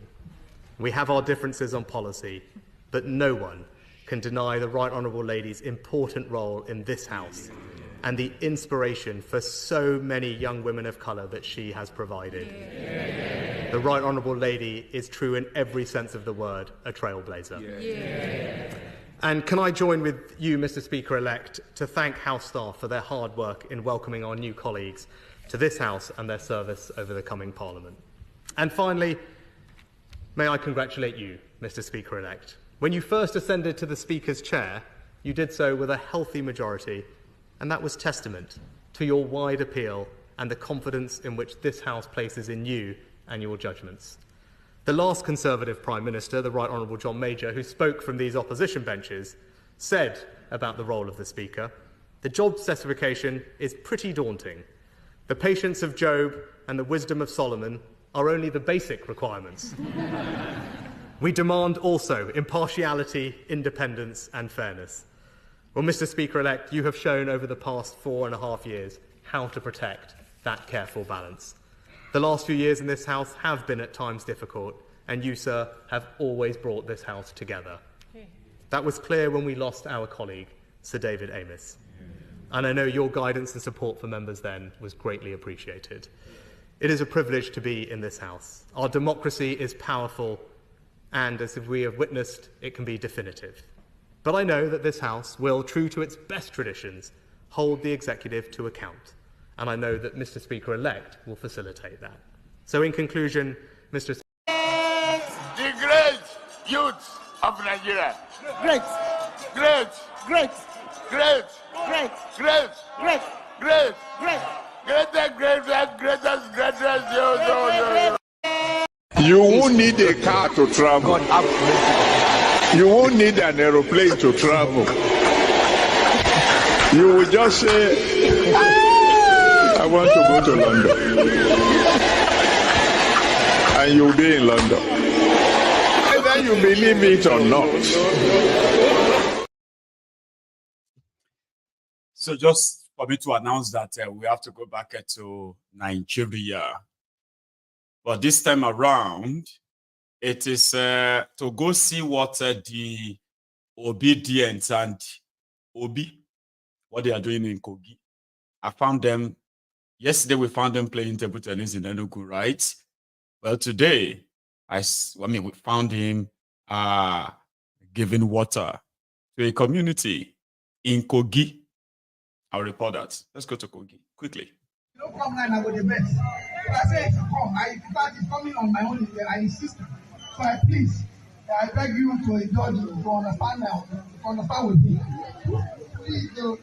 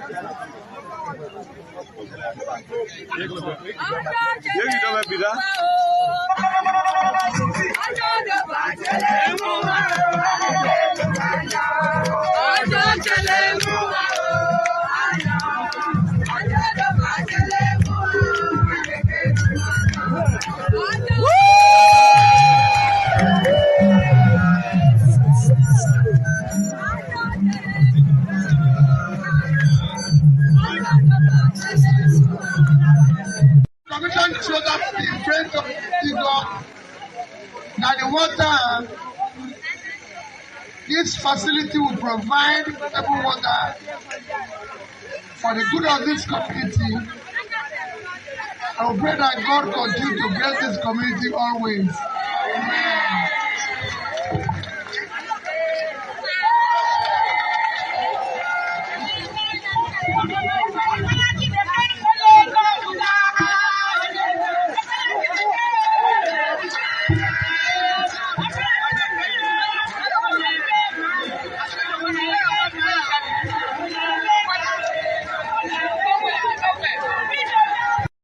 I go the best.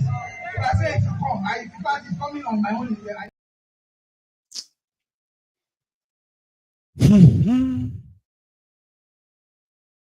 I mean, somebody said it on this platform. I think it was this afternoon. Yeah, when they were talking about the bitumen deposit in those states, while people are driving on motorable roads, dying on them as well. The politicians could actually use the government resources for the people and use this as well to build the roads. Water. Water is the easiest thing to spread around. These guys are just cold-hearted criminals. Abba, if you know what water is to Nigerians in this 2024, man, you will be wondering why these criminal politicians are actually surviving in that place. How are they doing it? Water. Industrial water complex. Industrial this or that. All these stolen billions and all of that will provide millions of cubic water, drinking water for so many communities. Just lay them all over the place. And then every community can just go tap the water. Then you make a lot of money from that as a government. A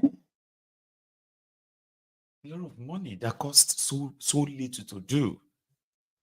And people won't have to be celebrating boreholes. Anyway, I'll leave that. So I was going to go to Kenya, but except for the remembrance they had yesterday, and today was supposed to be another day in Kenya, which they are already on, right? There's so many things going on there, but my time is so kind of fast spent now. And I'm thinking that we can call it a night, or we can take calls. So that would be up to us in a way. So thank you so much for being part of this tonight. And to every one of you who indeed shared, and all that so far. Thank you. And thanks for my cup of coffee too. Thank you. So we can take calls. So just have a few minutes chats before we call it a night. Reactions to all of this. I will be back in a minute or two. Don't go anywhere yet.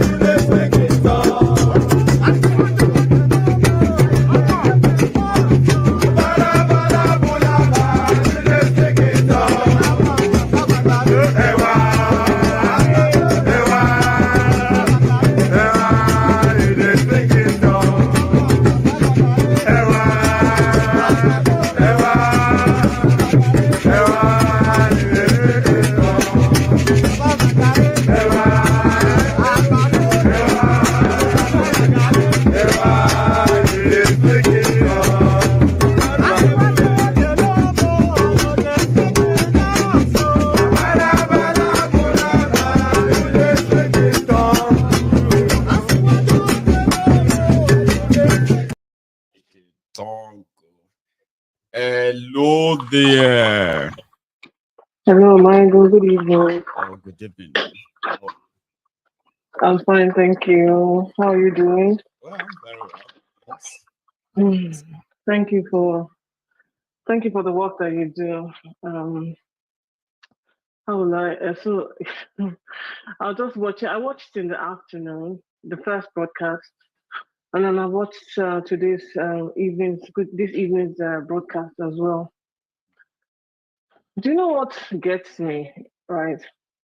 All this singing and dancing, after they do everything they do. I mean, it irritates me now. And all the clapping. It's like we've become the people that claps, for everything. Everyone that coughs in our direction will just start clapping. And I'm like, aren't you guys exhausted by all of this singing and dancing every time somebody does something, basic? Aren't you guys tired of clapping when just these politicians are just lying to you and telling you tales, of things that they're never going to do for you? Aren't people exhausted from all of this? In fact, when Fubara was talking and then you now said, what you said at the end of his speech and, or everything interlaced with, God this, God that and everything. I was thinking the same thing as in, this has got to be irritating at this point. Do you understand? This has just got to be, every time any one of these politicians mentions God, it's enough for you to take a stone and stone the person because you know that, they're not talking about the real God, because the one they're talking about is Nigerian version of God. And that's part of the problem that we have. The version of God that we have, the version of governance that we have, our version is just warped. It doesn't make any kind of sense. We believe in a God of bribery and corruption. I'll give you something so that you can give me something. That one is not God anymore, is it? That Equator Worldwide or something that said, we are here to give you the solidarity we have done today. We are here for you in Jesus' name. Did you hear that? Yeah, I'm like, this is supposed to be, you just played the British Parliament in session, isn't it? Yes. Right? Do they have two heads? It's not just the one head that they both, they have one head, we have one head. They got a brain, we got a brain. They're the same people. We're all living and breathing in this one world. Why is their own different? Why is it that they can carry conversations without actually, expressing their so-called, faith? But here we are, we were so quick to call God. We're so quick to, to invoke him and say, yes, this is who I am, blah, blah, blah. And the country is as backward as, in fact, it's the very definition of backwardness, the very definition of backwardness. There's not a lot to add to what you said, because I think, what's his name? Windy City, when he called earlier today, he said it all. He said, you've been saying all of these things for years now. You've been trying to call out, the ills in our society, the major players who have, brought the country on its knees and all of that. What we need now is actually action. You just go out there and, get rid of all of these people, And then something just occurred to me as you were talking today. I know that a lot of these countries, a lot of these countries like China and the rest, they, with all the previous leadership, have mortgaged the country into, generational debt, right? But I want people to understand something, right? That game that all of those people, all of those entities played with Nigeria, or with that entity, with that geographical location, we know how to play that game. I'm not worried about whether or not we're able to come out of the generational debt, because I believe that we can, and I believe that with the right people, and I'm not talking about Nigeria now, I'm talking about when we get rid, because the only way this is going to work is if we get rid of the current political elite. And when we're talking about the political, exactly, the entire establishment, not just the politicians, but every entity that aids and abets them within that entity, right? Once you get rid of every single one of them, and anyone that manages to escape our, escape at that point, and they rise up somewhere, we get rid of that one as well. When you get rid of all of these people, then tell me which entity will not renegotiate all of those contracts. Tell me that you're going to come into my land, right? And come and mine. because you had a contract with a corrupt government. You will not do it. I mean, it's happening You in will not do Burkina it. Faso right now. Are they not all running away or trying to find a way to renegotiate too? Some of them are renegotiating, others are just running away.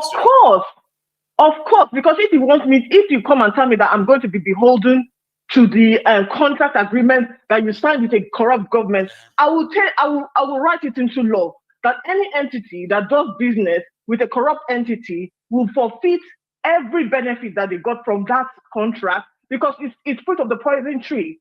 You knew, and there's none of these people. Even Afrexim Bank, they know very well that they are dealing with a corrupt government. They will give them this money because their sights are set on that 100 million barrels of oil. They're not interested. They know that you're not going to pay it, but they know that as long as these criminals are in power, they'll be able to get that 100 million, which is like you said, almost 4 times the value of whatever it is they're collecting. Tinubu is going to collect from them, right? So when I know that as a new country, all of them are going to have to renegotiate every single one of them. It's written off, or even if we're not writing, even if we're going to write it, or we're going to renegotiate it in a way that is beneficial to the people, to the land that you're getting those resources from. And then if you say you're not going to do it, let me see how you will chop winch and come to my own land and come and collect what belongs to me.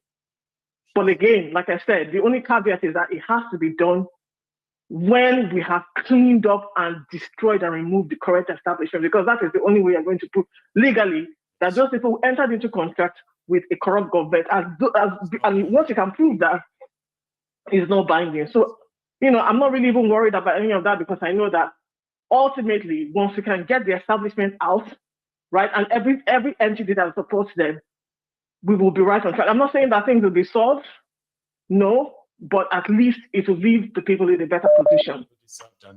Yeah. All right, this is not life.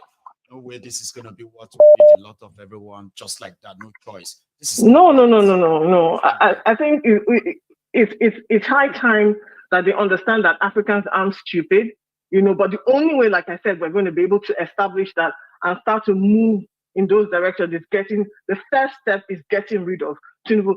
And again, if anybody is saying let's wait to 2027, that means we're not ready. We're not ready, because 2027, that criminal will still be there.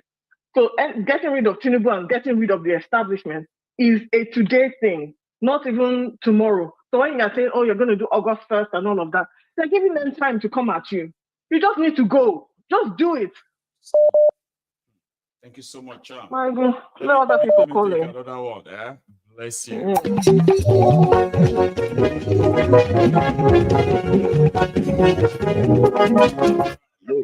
there. Hello, Baba. Yes, sir. How are you? I did all right. This is Fulani calling from New York. How are you doing today, sir? Fulani, Baba. Yeah, well done. Baba, the problem will be happen to see this thing will happen for Nigeria. It be like when our forefathers they talk something, say, "Oh, lelo wa ba etunle kun le ese, o den jo, o den yo, inu e den dun." When the thieves said, "Come, I will repair your door for you," and you are, I will fix your door. Yeah, and you are happy. A thief will come at the night to still do the same thing that has happened during the day. You see, our people will never listen. I can't just imagine that through all these things we've been through in Nigeria, one politicians will still be campaigning and people will still listen to them and believe them. But that great day is coming, where all the politicians will stand before the citizen. I'm telling you. And then go flog all of them. That great day. It's not going to happen. It's it is going to happen. The only thing is, the only thing there, the only thing is that people will just, instead of them to actually be purposeful, why they want to fight this fight, people are going to turn it into a revenge. They will deal with these politicians. They will burn properties. They will kill. Baba. And when they are done, they can now say, okay, sorry, oh yeah, what are you fighting for? Go. Say, well, we just wanted to deal with these people. Now, wait to go up. That's it. That's my own fear. That's it. Because Maiyegun nǹkan ti bàjẹ́ o. I tell you. I was in Lagos. I was in Lagos. I think in June. Right. I have 3 children in Nigeria. So I did the filing and everything works out. So I went in June to pick them. The rate thing can say one. Even myself, we come from New York. I did keep my money for pocket. You know, was like see waiting they happen for this is not to spend money. Waiting they happen for a year. You know, all those kind, make we just chop mama put, make we chop. Yeah. Maybe say 1.5, you don't chop or 1 okufe, chop amala, make you just do okay. Yeah. Baba na like 5K now. If you go like chop if you mama want put. It that way, you know, that one that we get to canteen, right? Yes, no be. Oh yeah, fún mi lógúnfe méjì, fún mi lámàlà mẹ́ta. Like other Baba, you don't. Baba, you go get Baba, you go. 5 grand gan tó bá tó gan sìn. You go get like 5 grand for hand. No be joke, you. That time, you know, now we want to make we just chop. We say like 1,000. You know those park, like if you are going to from Lagos to Ibadan, for example, where you reach. Yes, you go. If you go do that kind of thing for now, you go hold 5 bar. One stand, just a concrete for one person, you go hold 5 bar. One funniest part, really very funny, we say when I reached Lagos that day, and I was so tired, I said, okay, let me sleep over. I'll be going to Oshi-omo-ole the following day. So the airline messed up. One of my bag didn't arrive. So I waited the next day to get the bag. And it was like 3 p.m. I got the bag like 3 p.m. And 4 p.m. I said to one of my friends, oh, let's start our journey. Let's start going to Oshi-omo-ole. And one of my friends said, oh boy, no try. So you would have done that, despite all the time we spent together here. You would have done that as a typical American. Yeah. You would have faced it. Why? Yeah. Why would you do that? That's what they say, Benny, no try. Okay. You say waiting the time. I say now 4:30. They say no try again. No try. You say if you reach Lagos by the expressway by now, then go kidnap you. Anything can happen. He said anything can happen. I say, it's as this bad. No. Tí wọ́n bá lé ewúrẹ́, tẹ́ bá lé ewúrẹ́ báyìí, you pursue goat. If you reach war, he go face you. Supposedly, but not a typical Nigerian goat. These ones who are Nigerians, they will. I'm telling you, they will still continue to then go. But if they put in corner, see, Baba, if you are chasing a goat and chase it to a corner, it will turn at you, ready to face. Yes. But this Nigerian goat, it go make hole. They go make hole into that wall. That is if it gets me. But the problem,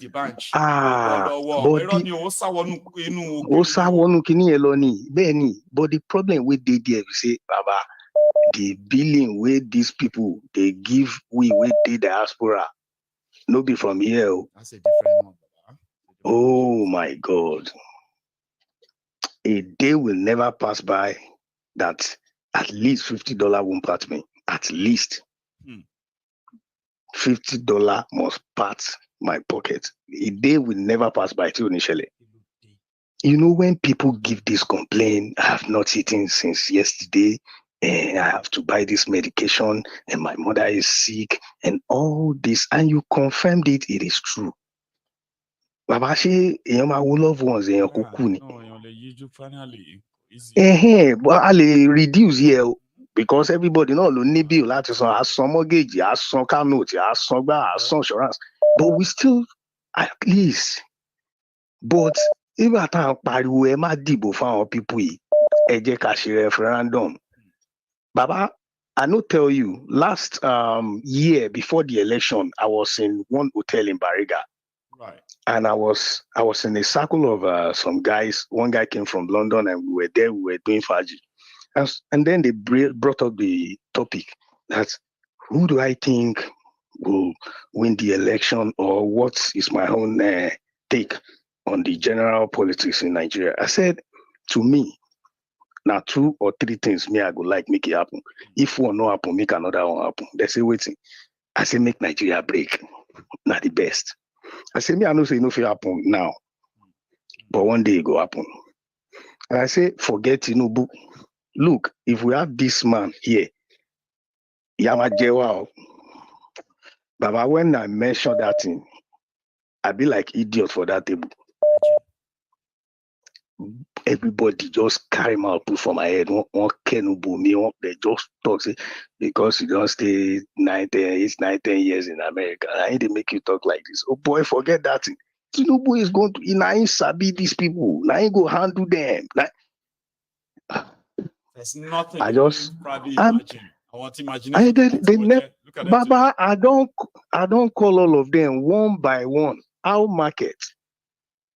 I hope they are not the ones who are drilling you out these $50 every now and then. No. Some people Baba, if not them, Shingbai no go drop. There are some people that I can share part of their load. I can share with them, right?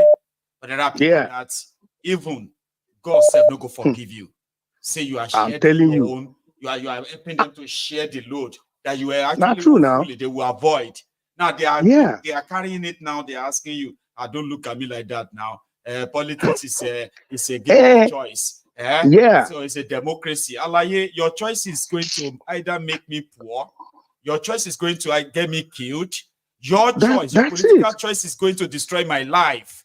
And you're telling me it's a politics now. I mean, we all have a choice.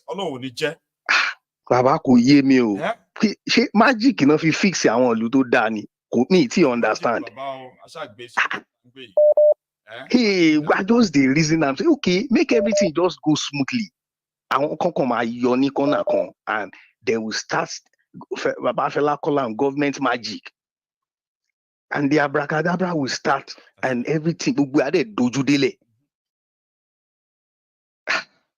Thank you so much, Thank you. No problem, no problem. Maybe another one there, right? All right, no problem. Yeah, thank you. Thank you, brother. So that's Omari the Folly from New York. And I have another caller on the line here. Hello. Hello there, Maiyegun General, my brother. That is President Wale, the African Wahala. How are you today? Yes, sir. I'm good.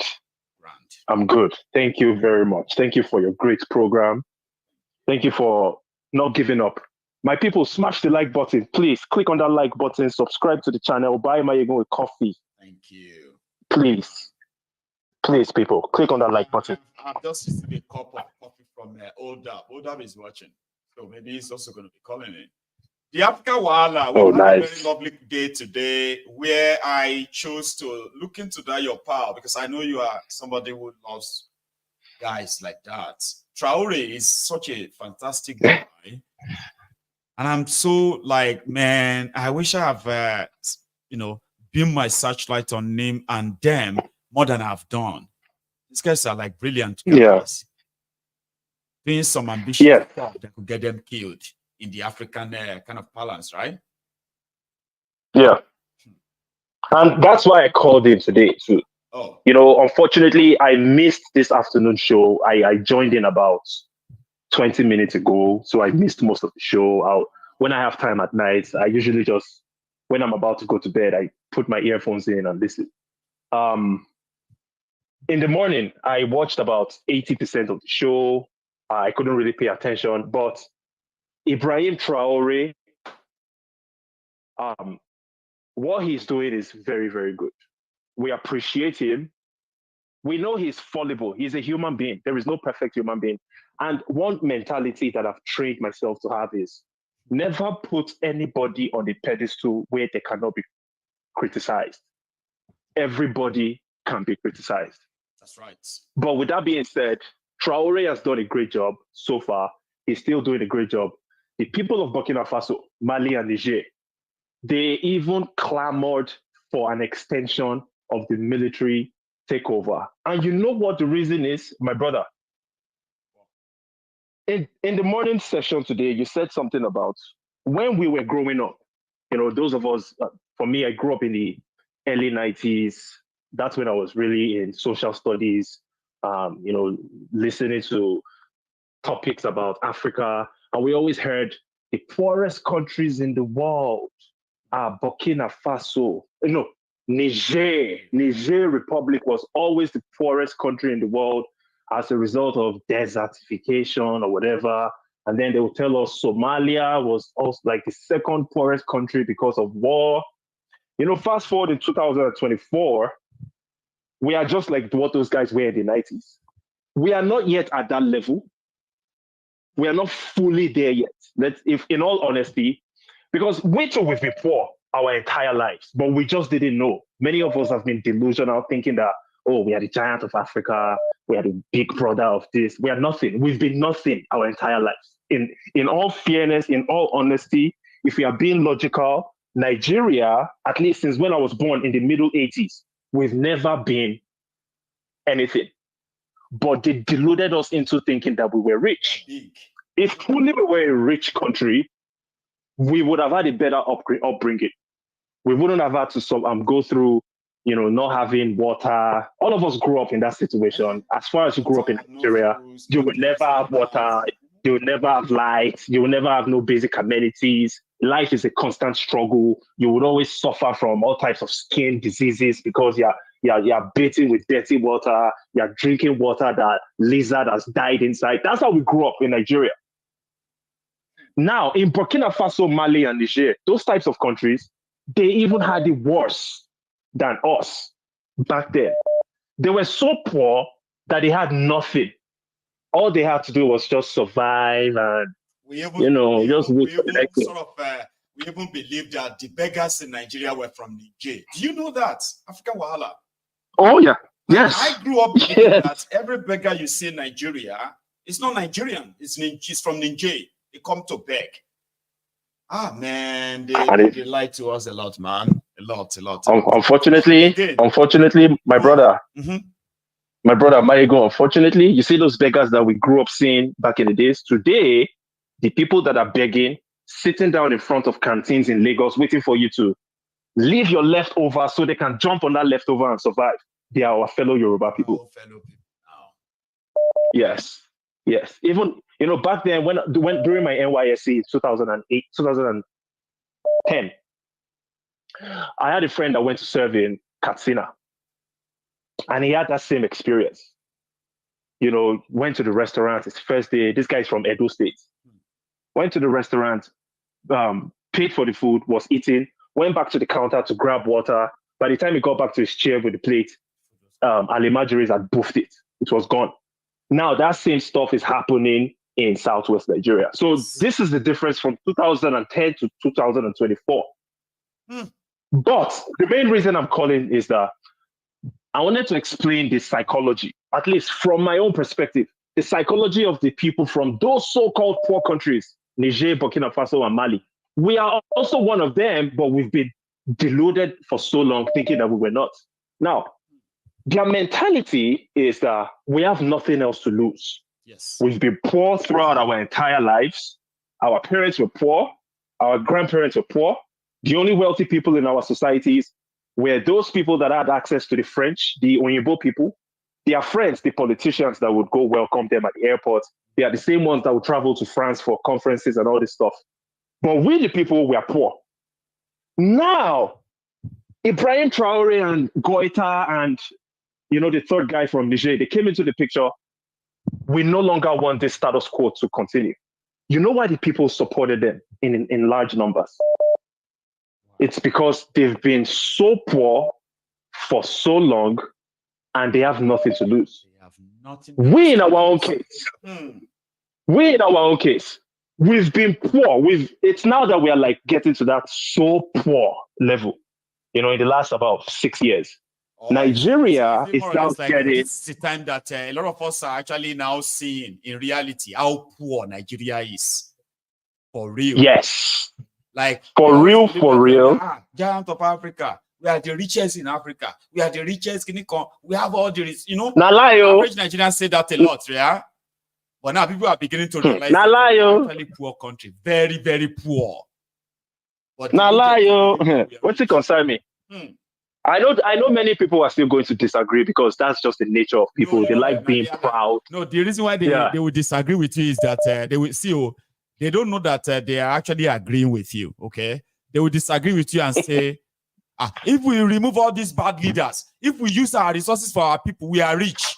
Then what are we talking about? It's not being used for you. Which resource? You don't have it. So, which means if you have had it right, you'll be better. Abi. Those who make sure that you didn't have it, they continue to make sure you don't have it. So why would you disagree that you are not a poor country? Continue. My brother. So when we get to that stage fully, where 80% of the population is as poor as the Nigerians were in the 90s for 10 years, then the people will revolt. That's my prediction. But for now, we are still in the entry level.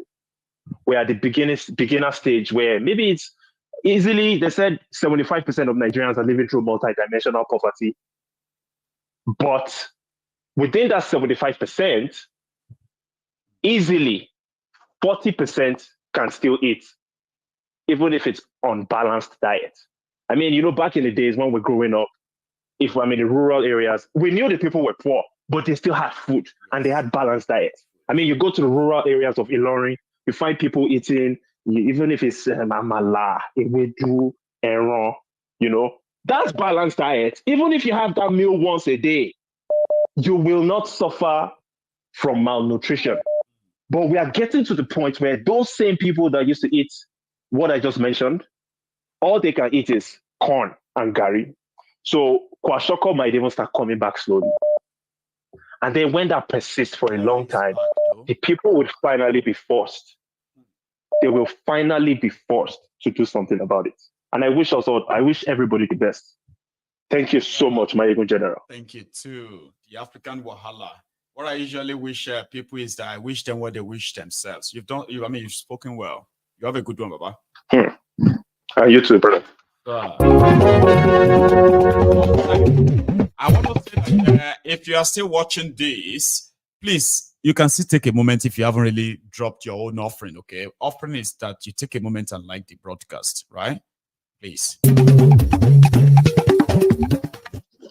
Hello there. Hello, Baba Maiyegun General, the mighty masquerade. Yes, sir. Prince Jega Man, representing IPOB. IPOB for life. Bless you. How are you today? We got a message. I was listening to that. I was like, oh, I didn't watch the video before I came on. But when I saw it, I was like, I'm going to put it on.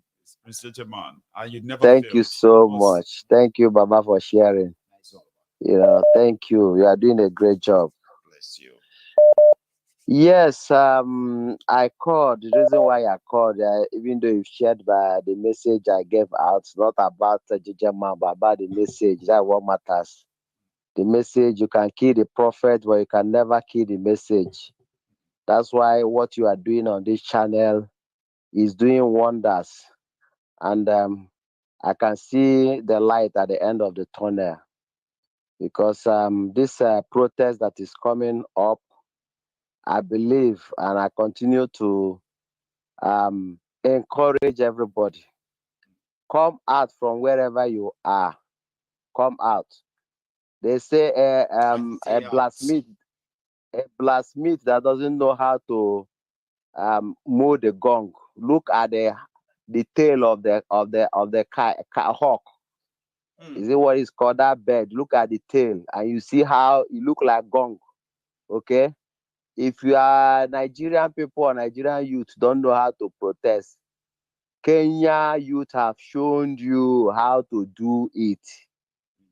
No matter the pressure, continue to stand. Don't run in, don't stay out. That is the key. Okay, and I want them to know one secret. One secret they should know now is that Nigerian army, whom they have been using to stop this protest all the time, They now understand that there is no place to hide. The world is a global village. If there's no CCTV camera, if they remove CCTV camera, there is CCTV camera in the orbit. All right, they can zoom you from anywhere you are in the world and see what you are doing. Okay, so our people should know that our ego eye are in the sky. That's why they came in the night to commit that terrorism against Nigerian people, the Nigerian army. And that's why I spoke and I told Nigerian army, your life is not better. Average intake in the American or even the UK army, their salary take home, if you check it, convert to Nigeria, is more than 4 million naira. If you convert it, so they gave you 50,000 or 100,000 as an intake. Is that the reason why you will be going to die or allow go and kill Nigerian people or stand in their way to fight for their destiny? Look at your barrack. Look at where you are living. Do you have good water? No. Do you have electricity? No. If you go to army barrack or police barrack, you pity for these people. Not that we are telling them this time around. You are the problem of Nigeria, not the politicians. Nigeria army, Nigerian police. You are the problem. If you don't stand in the way of these people, they can chase these criminals away. Then the good people will come out and contest for governance. All these people that they gather themselves, criminal from abroad, from Nigeria, they all gang up and they are making the life of everybody miserable. People are dying every day. To solve Nigerian insecurity is like a lightning. If once their security in the local government, you have state police, you see this insecurity will immediately die off, because before any kidnapper or terrorist will trespass and cross one ring of security from the state to get to the local government, they must be stopped. At least. You understand? But they want to center everything in Abuja. They will be killing you in your village, killing you anywhere you are. You will make phone call. The phone call will not go. Before you get, they know they hear your call. It will take 1 week. You're already dead. I'm not into government, but I know this simple thing is very simple. But because of their own selfishness, our people will continue to die. Our people will continue to die. And when someone rose up and say he wants Biafra, you say no. Somebody say he wants to do what? You say no. You want us to remain inside this slavery after our forefathers, they managed to fight and they leave them. Now they will come back to Africa. Now is black man slavery against black man. That's where we continue. See, people that went to abroad, all of them now, everybody are just, it may be living a miserable life, because every time they are calling you from Nigeria, this and that, calling you for one problem or the other. I know my friend, the other time they kidnapped his brother. And this one of my friend I was been telling, look at what is happening in Nigeria. I said, no worry, nothing is happening. I travel, I come back. The way they kidnap his senior brother, he now call me, Jeje man, it don't happen. I say, okay, now it don't touch you, Nabi. So you don't believe now this thing, terrorism is happening through too. But before I send you video, I say all this in makeup. So my people. When yes. you talk about it, they say, instead of you to pray for Nigeria, you're just you are happy that something bad is happening to Nigeria. I'm like, are you being serious? So my people, I beg, let them not go open highway house for now. Say palliative don't come. Ona go forget what you they come there can do. If they open any warehouse one, I put on fire with every their palliative, burn everything up, and focus on what you come for. And what you come for is to chase away all these criminal, terrorist politicians and have your nation back. Nobody is a citizen in Nigeria. Everybody is a slave, including the army that is working for them and police. Maiyegun General. Thank you. I congratulate our people in advance. God bless you. You know, we must have our freedom. Everybody that wants to have their life, you are one of the people I least expect to have optimism for their protest. But I'm glad that somehow you are positive for them. Because it's always good that they should stand up for something. Even if you disagree with them, you still kind of will encourage it. Stand up, do something. I like that. Finally, please, okay. I want our people, finally, Maiyegun, our people, if you born Pekin and every time you are telling this Pekin, you can't do well, you be bad Pekin where you grow, you can't do anything. That Pekin will grow up and become mumu. Yeah. Let us stop saying if we talk, we want to talk publicly, we say these people, they can't do anything, they only have 10%. You know, you have your opinion, and it's good to say your opinion, but the thing is that let us be positive because word is powerful. If you continue to tell somebody you can do it, you can succeed, you will do it. That person, the lion in that person will come out, even if the lion was sleeping. So let's be positive. Thank you. God bless you. The Prince. That's a Prince man, ladies and gentlemen.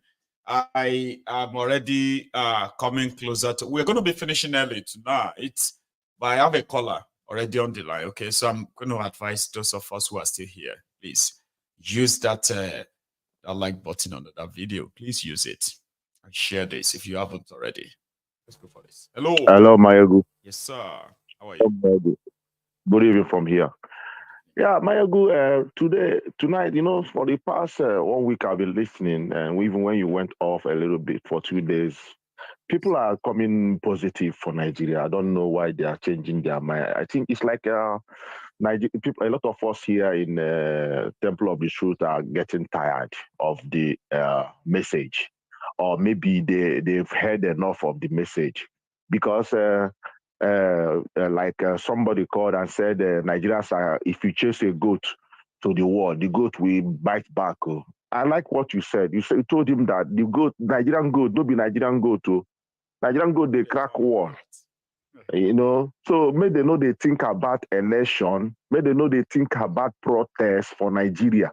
Because you see, I think last week I saw what David Udeni wrote about tribalism. If you go to internet, if you go to tweet handle, you will see where this thing is working, and somebody is paying for this. Somebody just gathered this Nigerian youth, and especially those living abroad that enjoy good thing, enjoy good road. Maiyegun, I've been in abroad for 14 years. I've never used my hand to wash my clothes. I wash with a washing machine. There's a steady light. I will be going to Nigeria. I'll cook my food and put it in my fridge. Coming back, I will still meet the food and eat it, because when I come back after 1 month or 4 weeks or 3 weeks in Nigeria, when I come back, I would like to eat something. The food is there. But Nigeria, there's no light. And these guys are living here. They will, if you go to any office, any local government here, if you want to get any information, if you want to do anything for yourself, if you go there straight, they will do it for you, merit. But if you go to local government, national population in Nigeria, before you get that form, you will pay money. And they will tell you the money did not go in the bank. They are suggesting for you to pay another money to fulfill the one you pay because of network. And when these guys are coming here, stay here for so long, read, educated, went to school education system here, and they will be supporting this evil. That means something inside. It can only be sponsored. Yeah. So have you not seen the surge at which people were talking about the level at which they always come online and push all this divisive rhetorics and all of that? Like you have observed yourself. Have you not noticed that cannot just be random?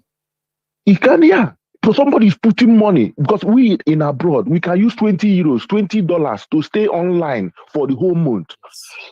Sorry. But Nigerians cannot use 10,000 naira or 20,000 naira to stay online for the rest of the month. Never. They are spending so much money on Facebook when they want to go to internet. And somebody will be here. and somebody will be here that spend $20 or €20 for 1 month in internet and be pushing for this government of Nigeria for people to stay there. So look at Indomie now. We are seeing spaghetti very soon. Indomie they will pieces Indomie. They will pieces Indomie to be selling 1-1. I've seen that. You see, so then, like last week, you told us that ECOWAS, Tinubu's tenure is going to end in ECOWAS by Tuesday, which is today. I was surprised last night. I saw Tinubu. They said they re-elect Tinubu. Who knows how much he pushed there? Or he want to stay there. Okay, look at everything, and people are calling for another election. Nigerians, I don't know what is going on. Maybe there's a breeze of evil that is flowing around Nigeria that nobody can move. Somebody slept last night and woke up in the morning and they told you fuel you bought 200 naira is now 700. You kept quiet. You wake up. Nigeria have not suffered like this before, but they kept quiet. What is going on? So for me, I'm suggesting tsunami because as I'm seeing revolution cannot work in Nigeria because I'm suggesting tsunami. Let everywhere scatter. Then let's start afresh. Okay, look at the armies and police. You mean this kind one? Yeah. No more peaceful protests again now because peaceful protests know they work. Yes, peaceful protests, you know they work. More turn out to one man, more enter so scatter everywhere. More shook, waiting no good. Is that the kind of tsunami you mean, or another one, the water? Listen to me. The tsunami I want is there is water in Meduguri where they catch fish. Let that place overflow. There is coal in Enugu under earthquake. There is gas everywhere. Anambra, Imo State. Let it explode. There is one in oil in River State, Niger Delta. Let everybody collapse. Let's start afresh because revolution cannot work, Maiyegun. Nigerians, look at what is happening in Kenya. But we can't. All this our species, everything. But when you see Nigerians abroad or everywhere, when they see another African country, they'll be looking down on them. Look at what Kenyans did.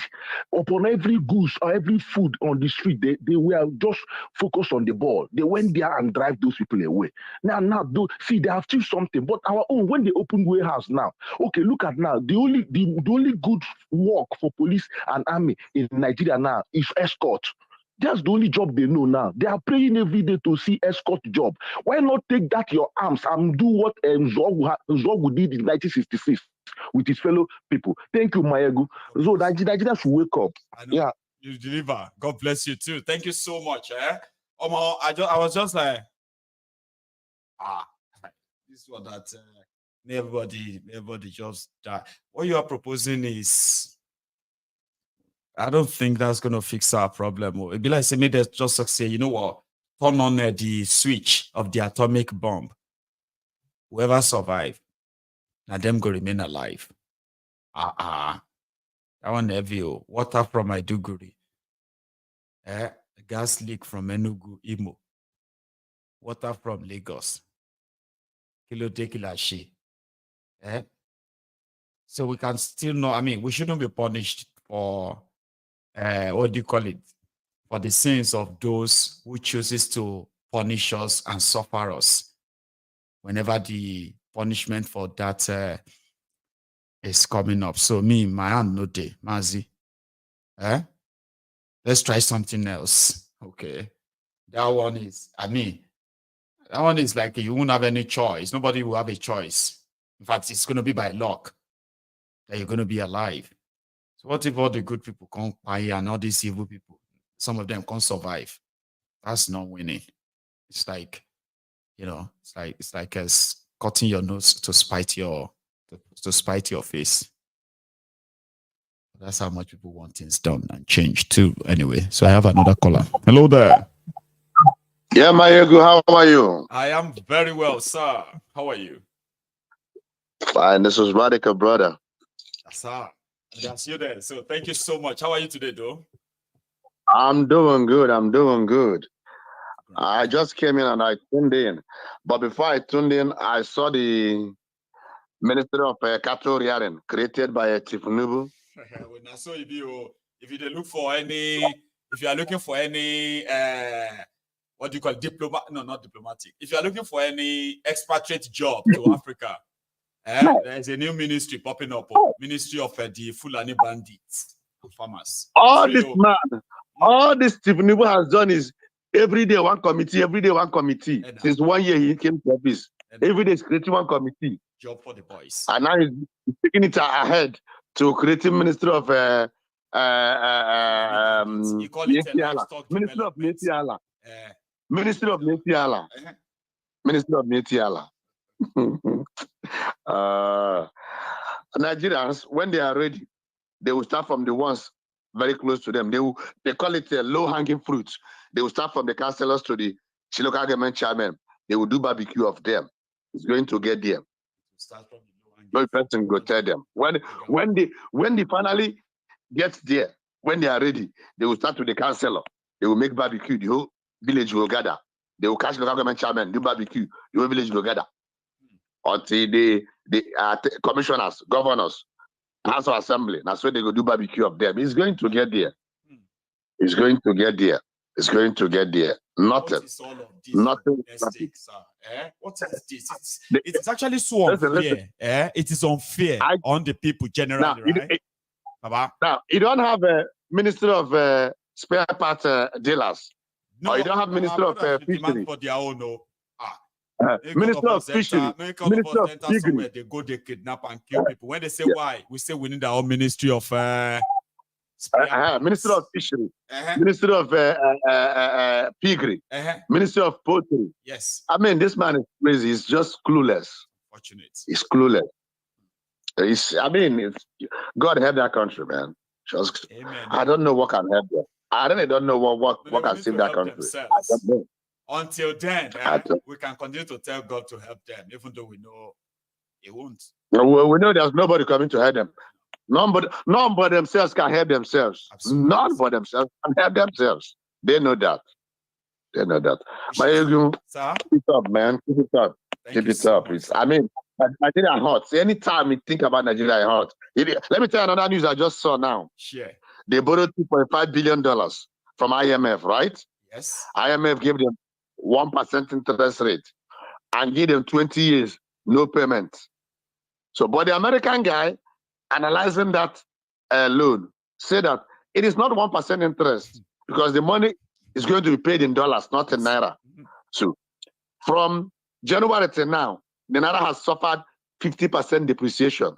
That's right. So, you are looking at 51% interest rate, assuming the states where it is now. So this $2.5 billion is going to be paid at 51% interest rate. 51%. Something billion interest. That's what they said. That's the same deal they had with this Afrexim Bank as well. It's almost like 45% of the loan. Wow. They are taking as interest. And this old man will die off, leaving this. Will Tinubu live another 20 years? Yes, now. No matter the magic, Tinubu will not live another 20 years. It's not possible. It's not possible. How is he going to do it? So, before this money will mature payment, they are all dead and gone. Yes. Maybe Wike will be like Tinubu now. Wike, if he's still alive, will be like Tinubu now. Falling and rising. You know? So, these people are criminals. And when I say people think I'm so angry, I'm angry, I'm bitter. Yes. I'm angry, I'm bitter. When I call for violent revolution, people think, my friend, the only thing I can say in Nigeria is a violent revolution. If you see any of these people, their children, attack them. Yes.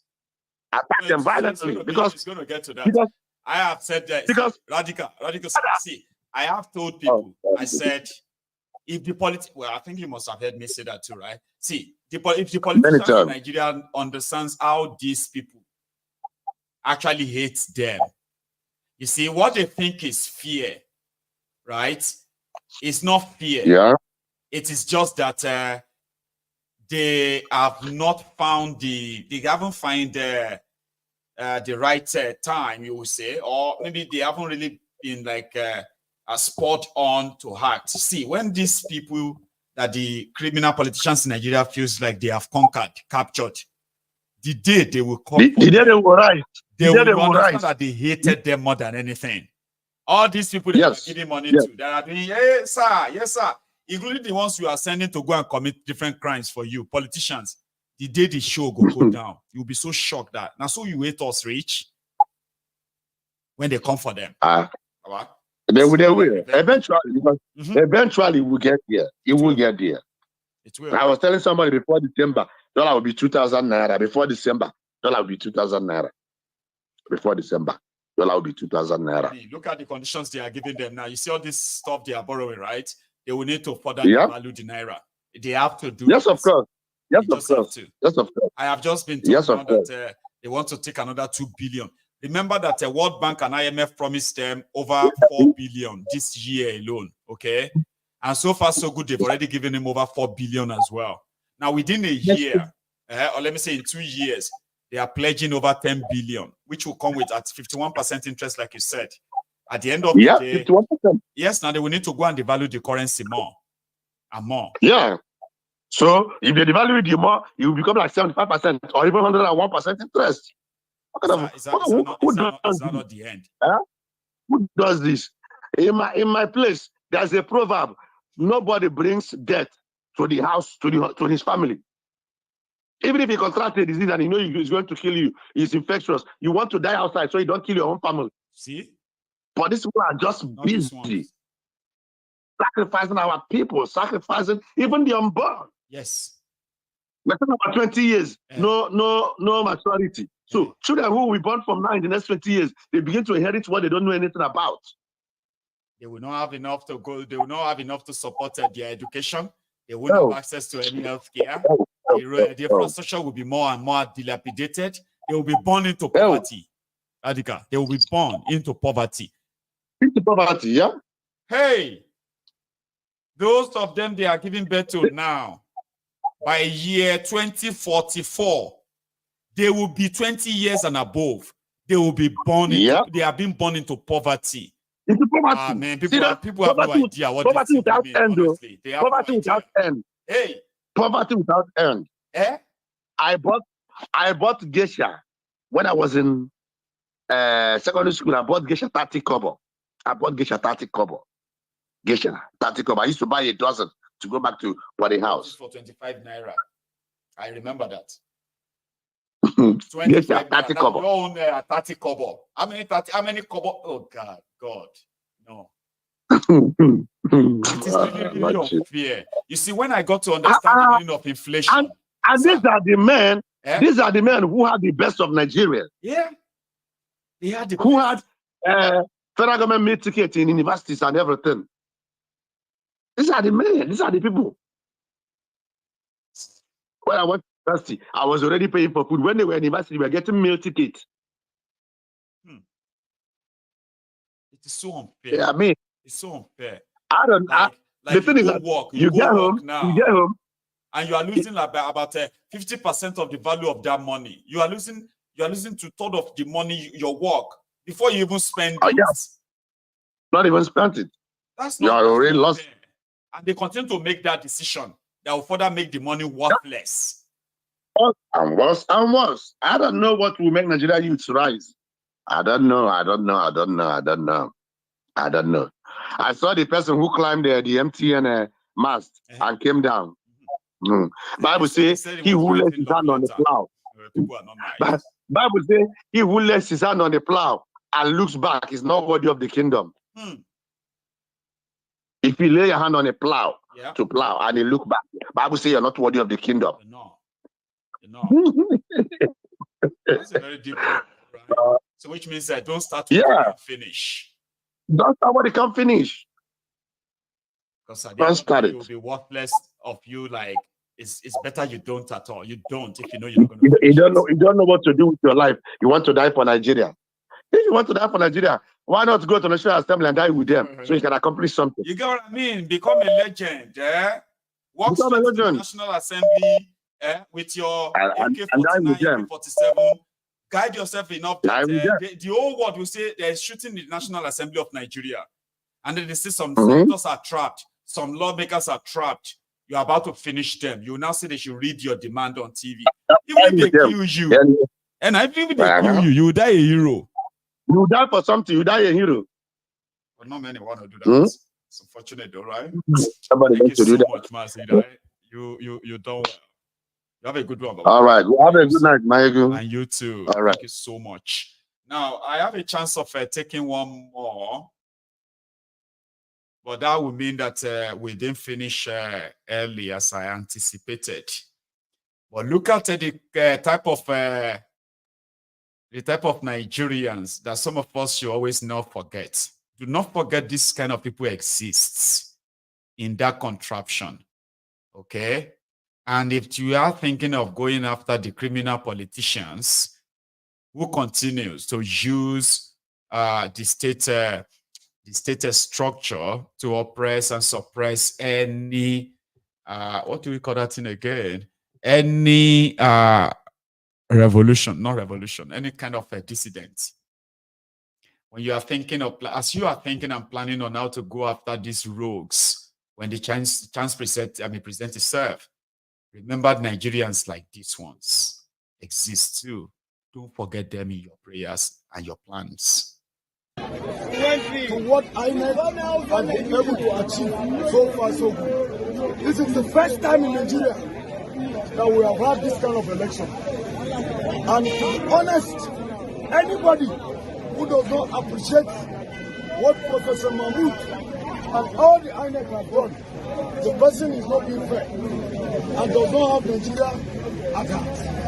What we are saying is that we are coming out in solidarity to tell Professor Mahmoud that we are in support of him with the Nigerian youth.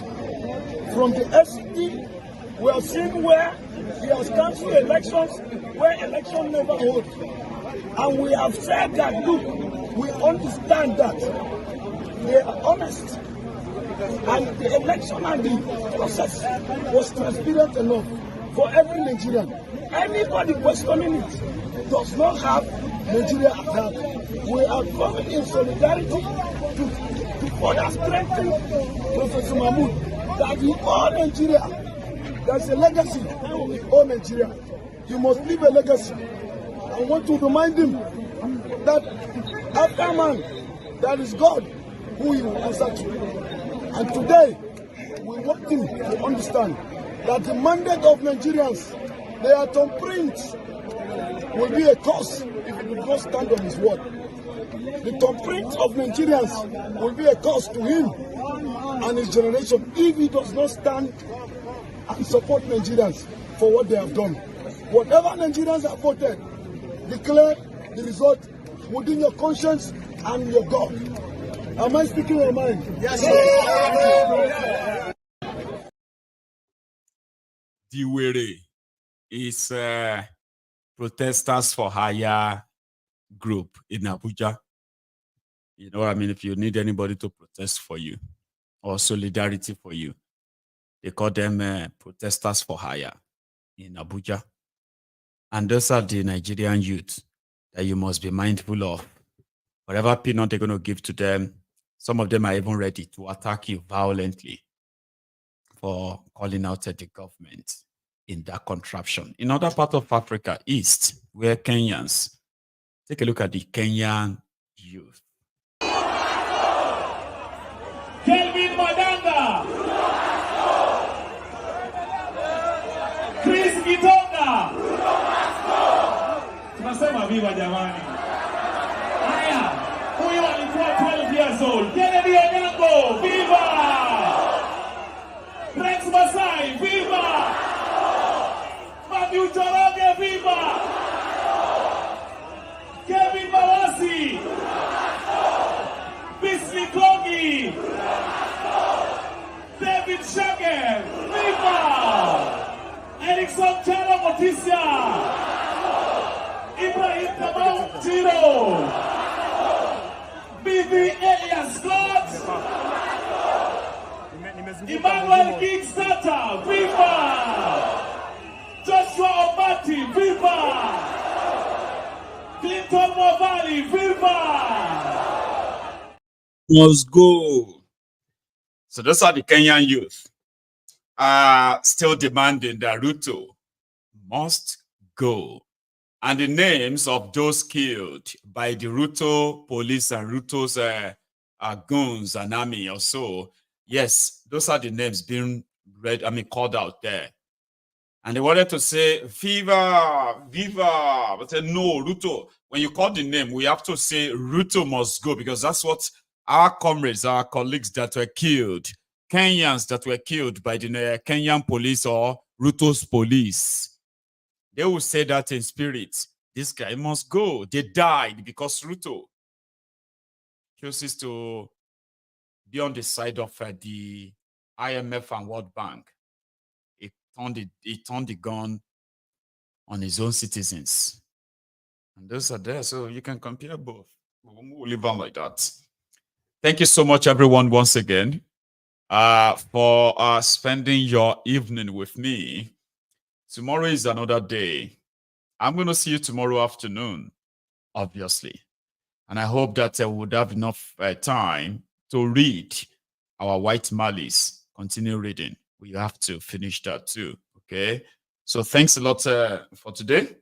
I will see everybody tomorrow.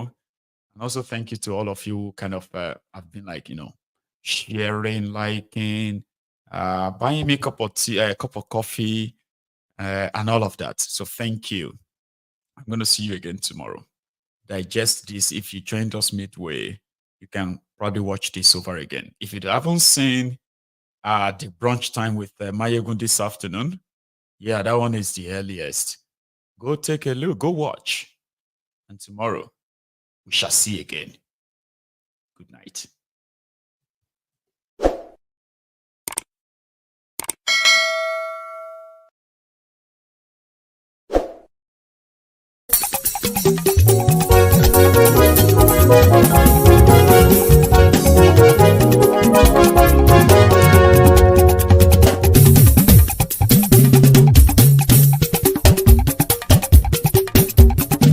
Maiyegun làwa mọ̀ làmọ̀ tó dòdòdò. Maiyegun Diary, Maiyegun number one. Maiyegun làwa mọ̀ làmọ̀ tó dòdòdò. Maiyegun Diary, Maiyegun number one. Maiyegun ti dé o, ọ̀rẹ́ ará ìlú. Maiyegun Diary, Maiyegun number one. Lórí Facebook, lórí YouTube. Maiyegun Diary, Maiyegun number one. Gbogbo bó ṣe ń lọ ni Maiyegun já wa sí. Maiyegun Diary, Maiyegun number one. Àṣírí ọ̀jẹ̀lú kì í bò níbẹ̀ o. Maiyegun Diary, Maiyegun number one. Bó bá ṣe eré àní Maiyegun máa wí. Maiyegun Diary, Maiyegun number one. Ó sì tún ṣe eré wàá gbọ́ níbẹ̀ o. Maiyegun Diary, Maiyegun number one. Maiyegun Diary, Diary political. Maiyegun Diary, Maiyegun number one. Godfatherism kò sí lọ́rọ̀ Maiyegun. Maiyegun Diary, Maiyegun number one. Ẹ farabalẹ̀ sẹ́ o kẹgọ́rọ̀ lẹ́nu o. Maiyegun Diary, Maiyegun number one. Àní Maiyegun làwa mọ̀ tó dòdòdò. Maiyegun Diary, Maiyegun number one.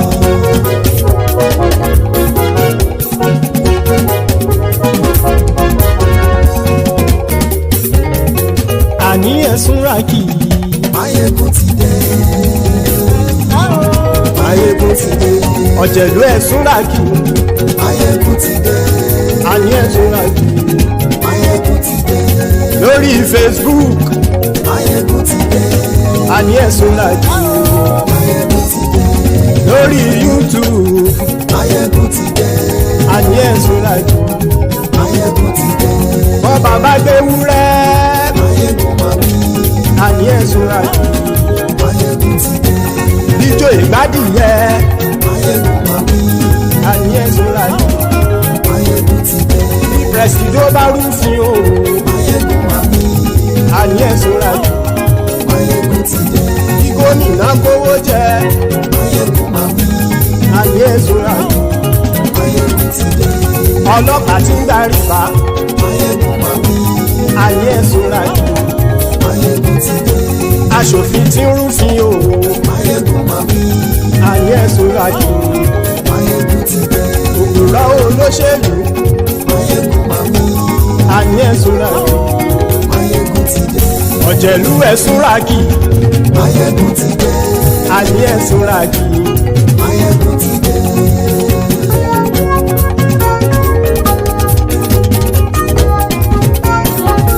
Maiyegun ti dé. gbogbo ọ̀jẹ̀lú ẹ̀ súnra kì. Maiyegun ti dé. gbogbo ọ̀jẹ̀lú ẹ̀ súnra kì. ṣùgbọ́n ní bá ti ṣe èyí tó yẹ kí wọ́n ṣe ọmọ bá dèrò ní fi wọ́n níran o. Maiyegun ti dé. gbogbo ọ̀jẹ̀lú ẹ̀ súnra kì. Maiyegun ti dé. gbogbo ọ̀jẹ̀lú ẹ̀ súnra kì.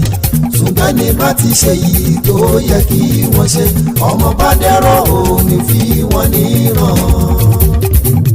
wọ́n fowó bẹ́ẹ̀ o Maiyegun ó sọ pé wọ́n ò bẹ́ẹ̀ wọ́n fowó bẹ́ẹ̀ Maiyegun ó sọ pé wọ́n ò bẹ́ẹ̀ oníkan ṣáàtì ṣe èyí tó yẹ kí wọ́n ṣe fáwọn ará ìlú tó gbé wọn débẹ̀ o àyè. Maiyegun ti dé. gbogbo ọ̀jẹ̀lú ẹ̀ súnra kì. Maiyegun ti dé. gbogbo ọ̀jẹ̀lú ẹ̀ súnra kì. ṣùgbọ́n ní bá ti ṣe yìí tó yẹ kí wọ́n ṣe ọmọ bá dẹ́rọ̀ ò ní fi wọ́n níran.